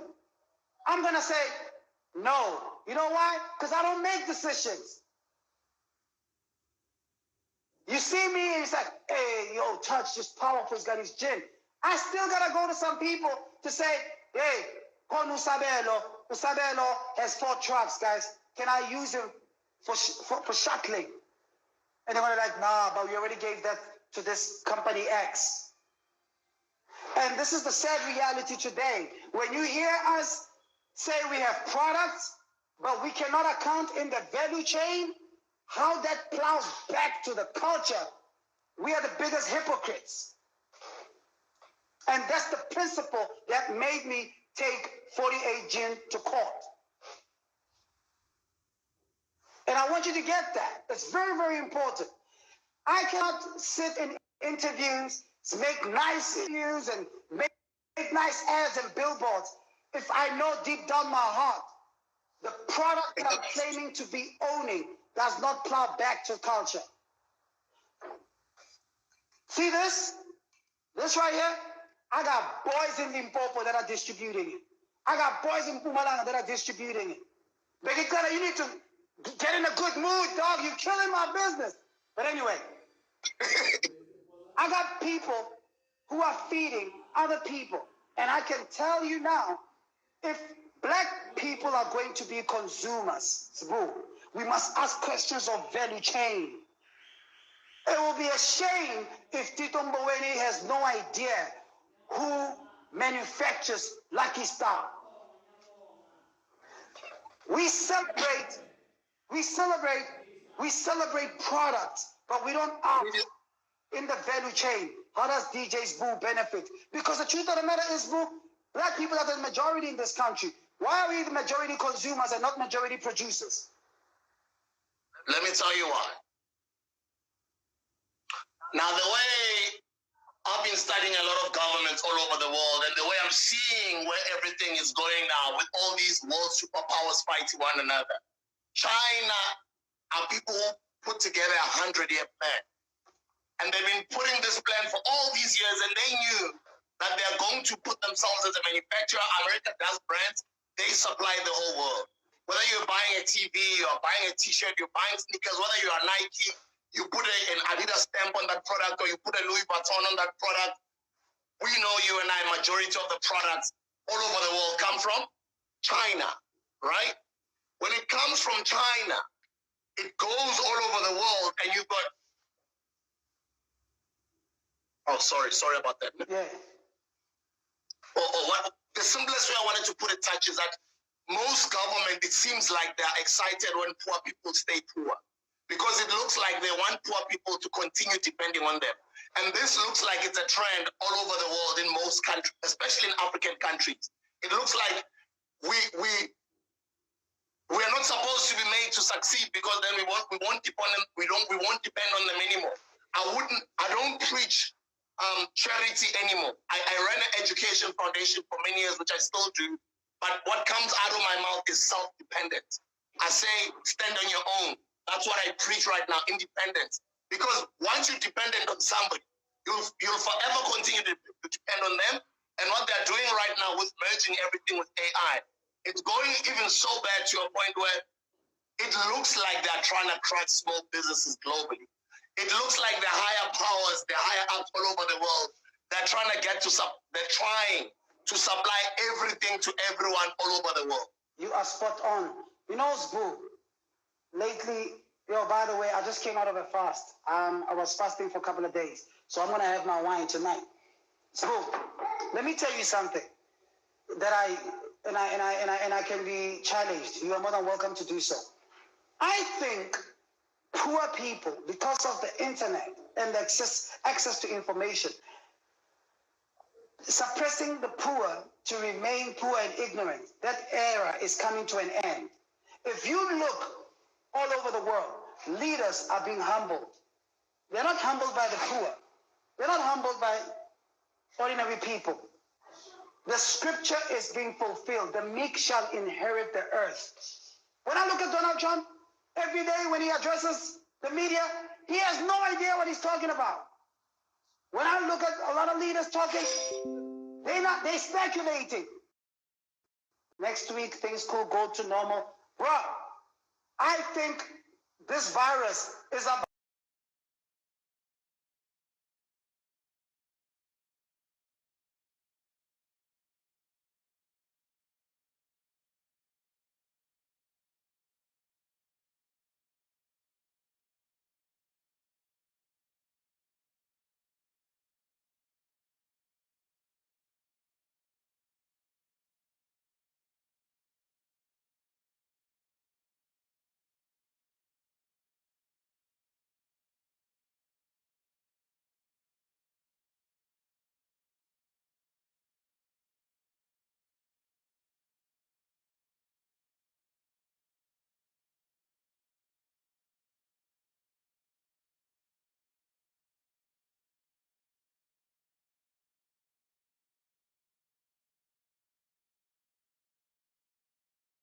Not while creation is still under God's hand.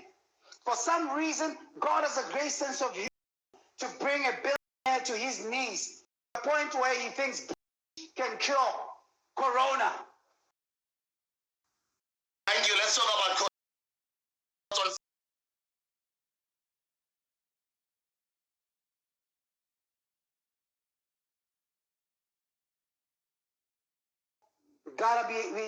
We have to try whatever means of better ways of capturing data. 5G has the ability to use your facial recognition, geo-targeting. If you understand, 5G, guys, is not fast internet. Just so people know. Your database, you are now going to be, it's going to take less to identify you. It's going to take quicker to trace people. America and the rest of the world, they have to spend lots of money in trying to identify ISIS, Boko Haram. The technology that they are trying to test right now, that's why we exercise in social distancing. It has nothing to do with the fact that you could possibly, infect me by proximity. Thank you. You're going there now. That's why I want you. The relationship between 5G and Corona, because a lot of people don't understand. There's misinformation, there's fake news. Your perception. They are synchronized in such a manner that they are testing 5G with social distancing. Because I can't face recognize you in a church of 2,000 people. But if you sit in a church of 2,000, and I'm saying only 100 people, I have your full recognition. I have your full database. I can capture 5G. Let me tell you something. When we live post-lockdown, we are not going back to the normal. So 5G is accept the fact that we are not going to be able to watch soccer the way we used to. We are not going to fellowship the way we used to. And to me, to sit and listen to a lot of our leaders being very they talk around health, I think they're health driven more than telling us the truth on the technological repercussions of 5G. We're talking more about safety, use this, but nobody is forthcoming with what does it mean when we have to now move into this new system, into this new way of new normal. I call it the new normal. What does it mean post when presidents say there are 5 levels and level 4 is this, level 3, level 2? Is level 1 back to square one before Corona? And I don't think that's an answer we are going to be afforded anytime soon. So what we need to start doing, my fellow business friends that are part of this, we got to start looking for alternative ways of sustaining our business. We need Take a Lot that is owned by Osma Aki, who has access to X amount of vans, because I still want my trotters, Mohodu, and I cannot go to Sabelo Cafe, by the way, in Tembisa. That's where I order most of my food. But Shout out to Tuxin, sure. yeah, but Sabelo Cafe's got. Thank you for supporting my boy. Yeah, I love him to death. I order a lot. They have to start using technology to keep business. And I'm glad that from the Merry Fest tomorrow, restaurants, fast food can now be in business. But who's fast food? You know, they advertise on my platform, so we know who's fast food. Who's fast food? Does it mean now I can order my runaways? Does it mean now I can order? Who's really fast food? Now, when we said that groceries must remain open, cops and soldiers were beating up people that own tech shops. But they're also retailers. Nobody went to a Pick and Pay. No soldier or cop went to a Pick and Pay and slapped the cashier. Why are you quick to arrest somebody in a tech shop? And the sad reality is, Sbu, you can't teach a mind to appreciate itself. As a result of that, they can't appreciate the person next to them. I can't give what I don't have. There's no way I'm going to give respect to the person next to me if it doesn't resonate with him. We'll talk about that later. So lockdown for me is an opportunity for us to remodel our business and find the best alternative way we can keep our business afloat using the measures that have been working within the parameters according to how the president gazetted in his speech how we should conduct business and make sure we don't violate those rules and regulation. You got a question? Let's come to Bill Gates. Bill Gates and patenting of the allegedly. Okay, the Bill Gates. What are your thoughts on what's been going on around that name? I think Bill Gates has made lots of money. He's got to give us a chance. That's all I'm saying. He must stop having new ideas. He must just give us a chance. He's made enough money now. Come on. No one man should, he's made his money. I mean, give other people a chance. A lot of people are concerned about some of the speeches he's been dropping. If he's got a vaccine, in public, let him test the vaccine on him. Let him and is his wife Melinda Gates, right? His wife is Melinda. Yeah. Him and Melinda must test the vaccine on them. We must observe them for 6 months. Watch their behavior. for 6 months. And then post 6 months, we'll still decide. We're not saying we will. But, Sbu, you and I both know that African problems are going to take African solutions. This idea of looking outside for always finding solution, it is so wrong. A Cape Town-based company, bro, a Cape Town-based company they compiled the algorithms that determined Donald Trump's election victory. A Cape Town-based company. Not Russia, not US. When are we going to start realizing that we have enough? We have enough to give the world. We can produce solutions for ourselves and the rest of the world. Africa is so sexy. Stop right there. Why do you think our leaders are not making those moves? Do you think we're at the risk of these superpowers where we've got trade agreements with pulling out and putting us under sanctions? If our leaders stand up to all these Western countries and they're like, whoa, China, whoa, America, whoa, China, you are buying up all of Africa right now. You are coming in left, right, and center and all these countries. Whoa. What do you think? It's gone. It's gone. You and I can talk all we want. It's gone. Those agreements have already been signed. Those agreements have already been signed. When you land in Zambia airport, there's a sign in Chinese and English. What's the second language people in Zambia speak? It's not Mandarin.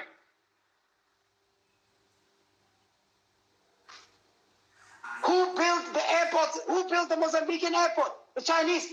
Those contracts have been signed. China bought Africa a long time ago.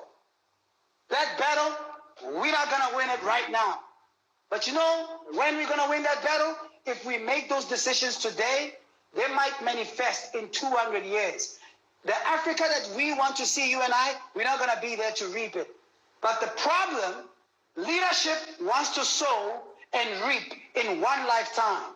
When you think with your stomach, you want to sow today. You want to plant these grapes in February and make this wine in March. I waited 2 years before I could put this in a bottle.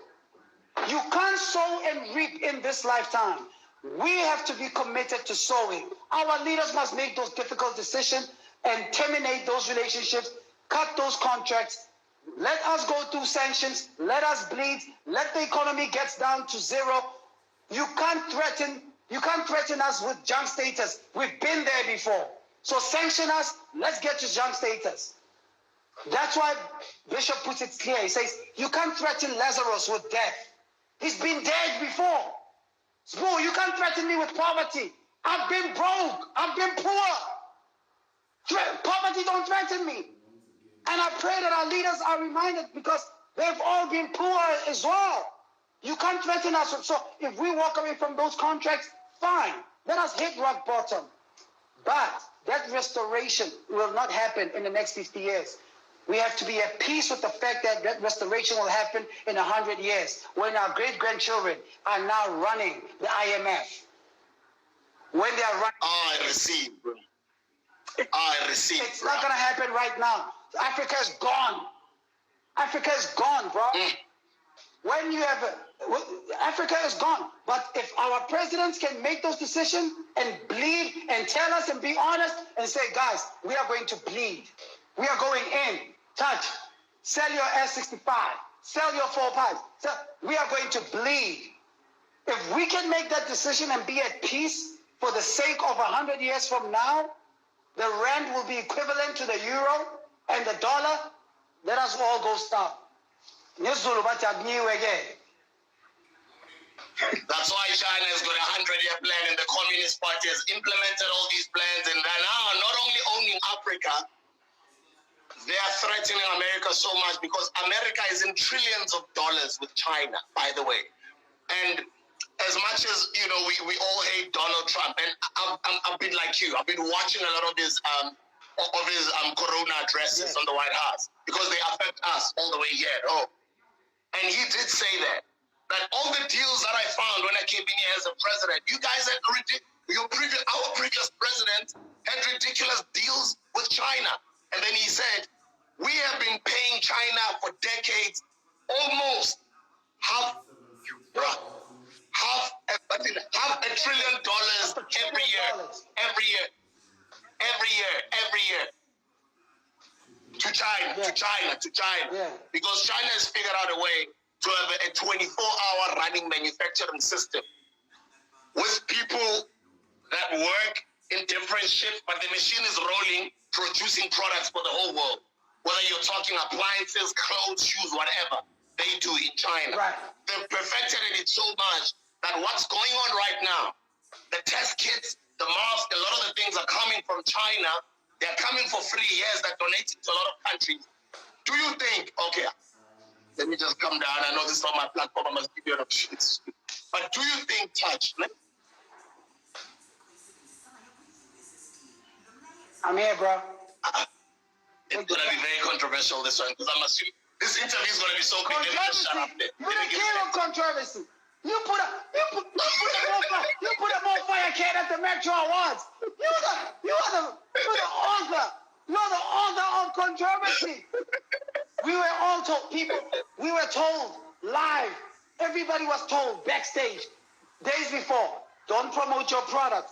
We were all told. DJ Sbu, I remember I was the host, I was the MC, I was backstage with Mini Dameni, and Sbu went on stage, and there was a punch. This pocket. I said, he's gonna pull that. He's live on SABC1. He put that can on stage on the screen, and I was like, I knew it. So if anybody, but Touch, what did I do for all of you guys? And what are you guys doing now? You've liberated us psychologically.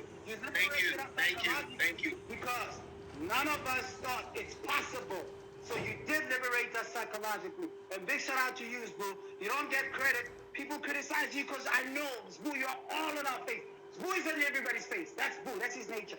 But one thing, we don't give credit for those who allow us to leap psychologically. Because we have this tendency to say, slavery. But I don't want the credit. Touch, the credit from me is coming back to all of you guys that you did not sleep. Yeah. That's why I'm happy with what everybody's doing. Yeah. Have you seen the number of products and small businesses that are coming out of young people on my hashtag DJ Sbu on Saturdays? Dude, Doesn't that just give you hope about the future? Can I tell you? I wrote to somebody, I said, if you were to observe the Twitter, the handle of what Sbu does on the weekend, where are all these industrial development corporations who are going to scout all these businesses that are young, black owned, and say, we want to finance those 2 or 3. So you know what I want us to do, you and I?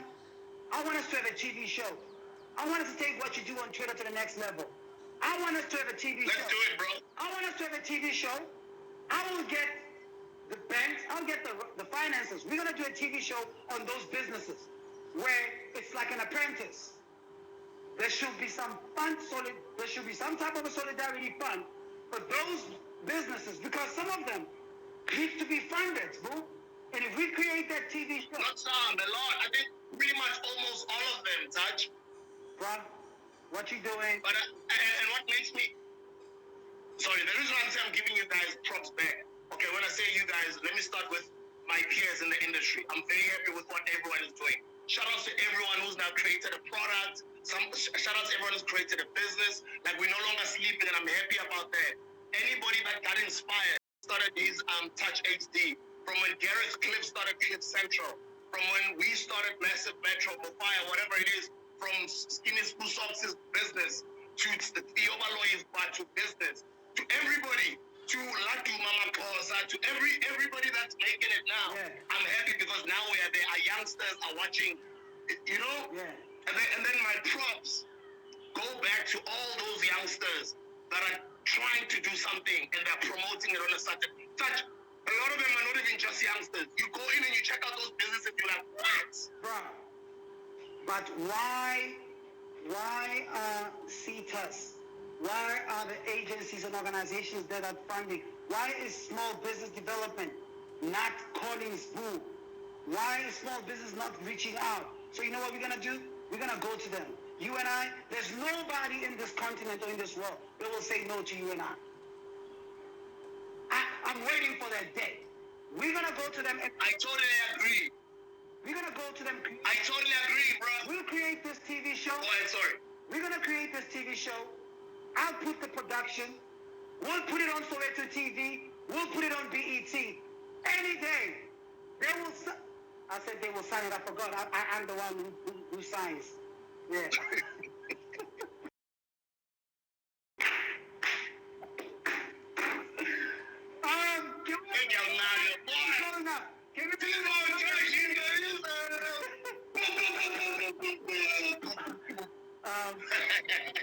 I missed you, man. I missed you, bro. Nah. We've been going on for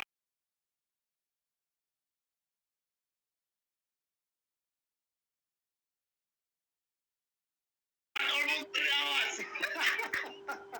Continue. Let's go in, bro. I missed you, man. Good to hear from you. Let's go in. This show is about development, right? The people on your handles, boo, they are coming from Haramkua. They are coming from Mabupani. They are coming from Umlazi. They are coming from Sharpeville. They're coming from Tembisa. Those are the people. They're coming from the community. So I'm going to make Soweto TV the partner that will play that. And I will allocate a primetime slot. So it'll play straight after your... It'll be on Saturday. After all the Twitter handle, we drive into to traditional. We'll get small... You understand what I'm saying? Go ahead, continue. Let's go. So your handle will be a throw forward. Those who never been on radios, we'll tell you. When we talk about throw forward, we'll always, you know, it's what forthcoming attraction. So we'll create that synergy from Massive Metro. We'll come and interview you when you win the prize to make sure that there's a grand prize of R1 million. Because you know what, Sbu? I look at brands that are using celebrities to say, oh, give away these products and tell this person, this lucky person wins 500,000, wins this much. And we take those endorsements. We take those endorsements. Fine. Fair enough. Why these brands are not running big competition to find brilliant minds? A lot of campaigns that you see don't fund brilliant minds. Brands are quick to fund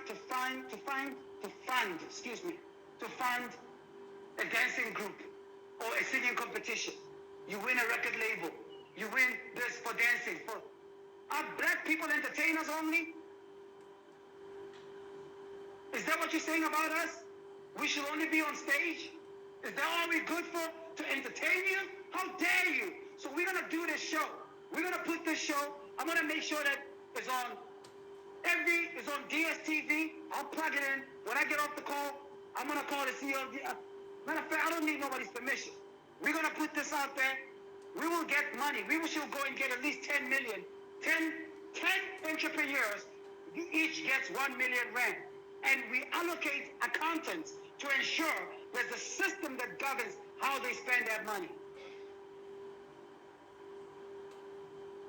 Can I appeal to our peers as well? Guys, we are on the spotlight, guys. We are followed by 10,000 people. We are followed by 100,000 people. We are followed by 1 million people. I'm not saying stop wearing Gucci's and Louis Vuittons. Guys, let's wear local brands, guys, please.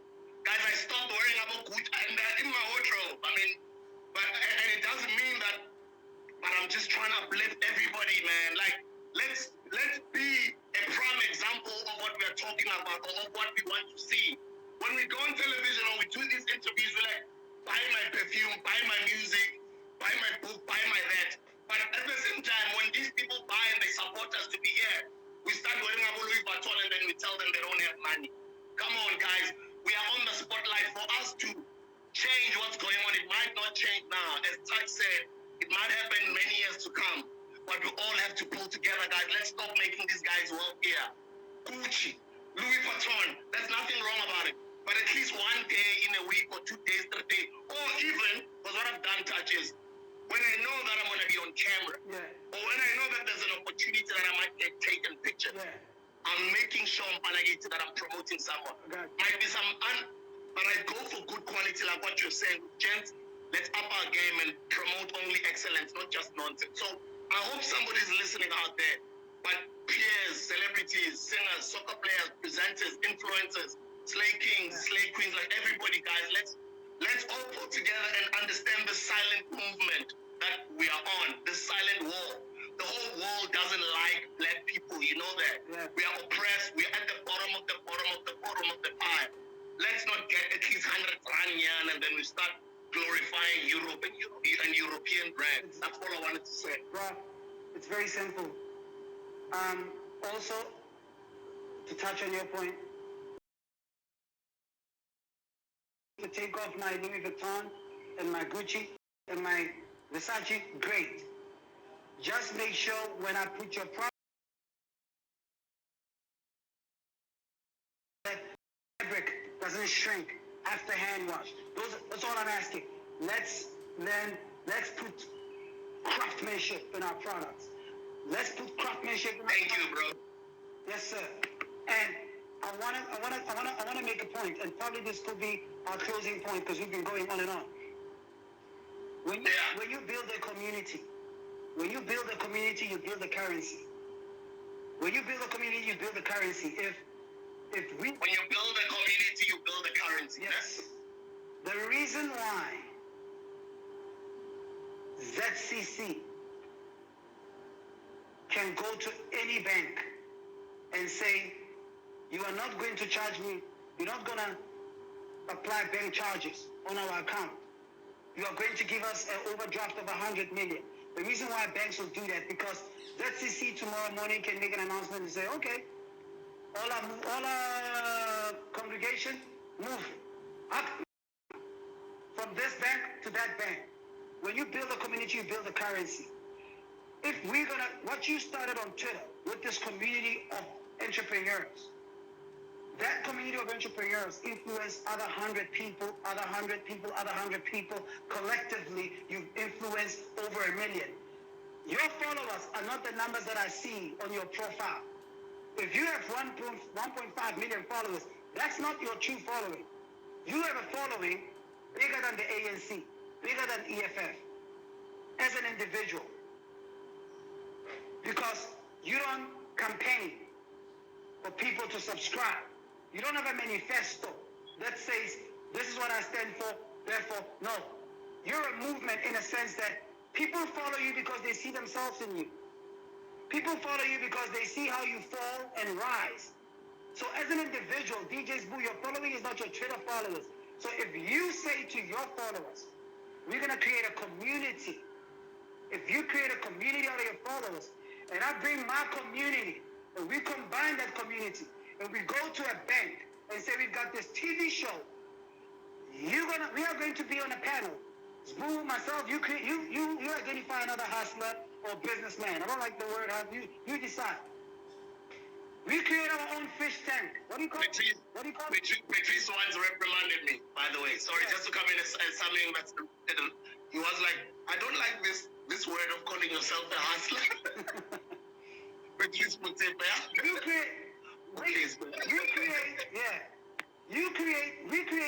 we create that community and go to a bank school with guaranteed 2 million viewers, with guaranteed 3 million people who will watch this show. There's no way a bank is going to decline us, because if they do, we'll do this video and go live and say, guys, we set with FNB, we set with Standard Bank, we set with ABSA, we set with NetBank and Capitec. And they don't like our idea. Maybe they don't like our money too. Let's take our money and move away from them. We'll find an alternative bank that plows back to us. Until black people are ready to get there, you are still going to be begging for home loans. And the banks will say to you, no, we declined you because you didn't give us surety, and you can't put your 4-room house that your grandmother left you as surety because it doesn't have value. We gotta be able to make those tough decisions, Boo. And that's my closing. So when I call you and say, Boo, let's take that show, let's do what you do.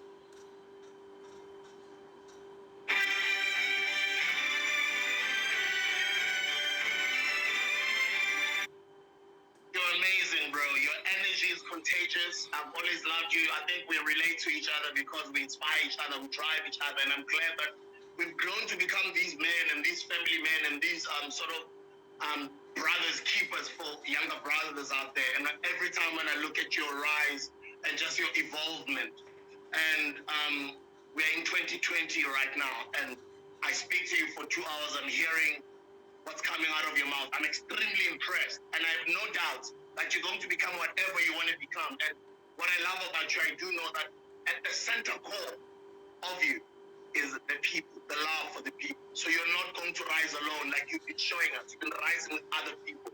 No matter what happens, we all have our ups and downs, you know. And I like the fact that our ups and downs, you and I are not afraid to talk about them in public. I guess that's why a lot of people get inspired and they relate to those stories. Continue with what you're doing, bro. I'm so proud of you. You know what?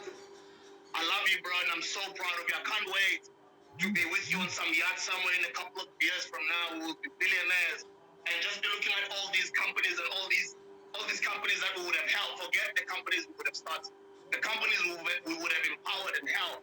You know, so I want people, young people out there. I want even if you're not young, to be inspired by what we are all doing, especially us that are on the public eye. We do know that a lot of you guys are doing it better than us, but you're not on the public eye. We respect that. Yeah. But we are a representation of a lot of you guys out there. So we try as much as we're not perfect people, we try as much as we can to push out positivity to our young people. So what Touch has done with his life, guys, it is so admirable that we spoke for almost 3 hours, but we still did not get into Data Must Fall. We still did not get into Touch HD. We still did not get into Metro FM properly. You know what I mean? There's so much to talk about. If you let me. Send a comment. Say what happened about the Must Fall. My question is, do you think the Competitions Commission ruled against these networks because the Holy Spirit touched the Competitions Commission? That's my answer to you. When you ask what happened about the Must Fall, the reason why the Competitions Commission right now took networks to court is because of Data Must Fall. The Holy Spirit didn't come down in the office of the Competitions Commission and take these networks to court. So just so you understand, all right, the fact that you don't hear loud voices and post on social media does not mean there were no legal fees. I paid in my personal capacity to argue and challenge the networks. I paid legal fees, and I never asked anybody on social media for a cent. So you know what? I was justified. Somebody must plant. Somebody must sow. And if I'm not there to reap, it's not Touch's campaign. It's for you to be able to sell your stuff online. It's for massive. Touch, they say the people that build not even baobab trees, like give me the name of the tree. They don't get to sit on those shades, right? Yeah. But the people generations after get to enjoy those shades. But somebody who planted it didn't sit there. That's why today it's our responsibility, Touch, to continue planting for our young people that are going to sit in those shades from you and I in the future. Thank you, bro. I love you. More. If you are in the business of buying a house, go to Mzansi Cribs on Instagram. It's black owned. It's black owned. Make sure that he will help you with your home loan. He sells houses from as early as 400,000 to 400 million. And if you're in the business of, I can keep going. The rest is all online. Thank you, Sbu, for this. I look forward to calling you, and let's take our show. Let's have fun, man. Let's make money. You and I have not broken bread. Yeah, bro. Yeah, let's make money while we make other people make money too.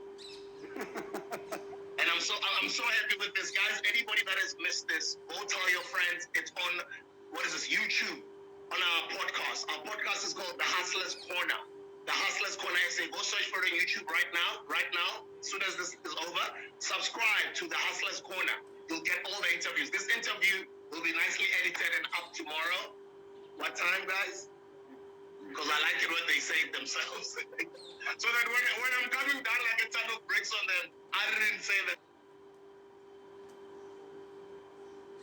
Because of the family, and the voice. Oh, Touch is gone. I love you so much, guys. I love you, really. We love you. Like, there's a lot of us. And I'm speaking for so many people, even who are in the public eye.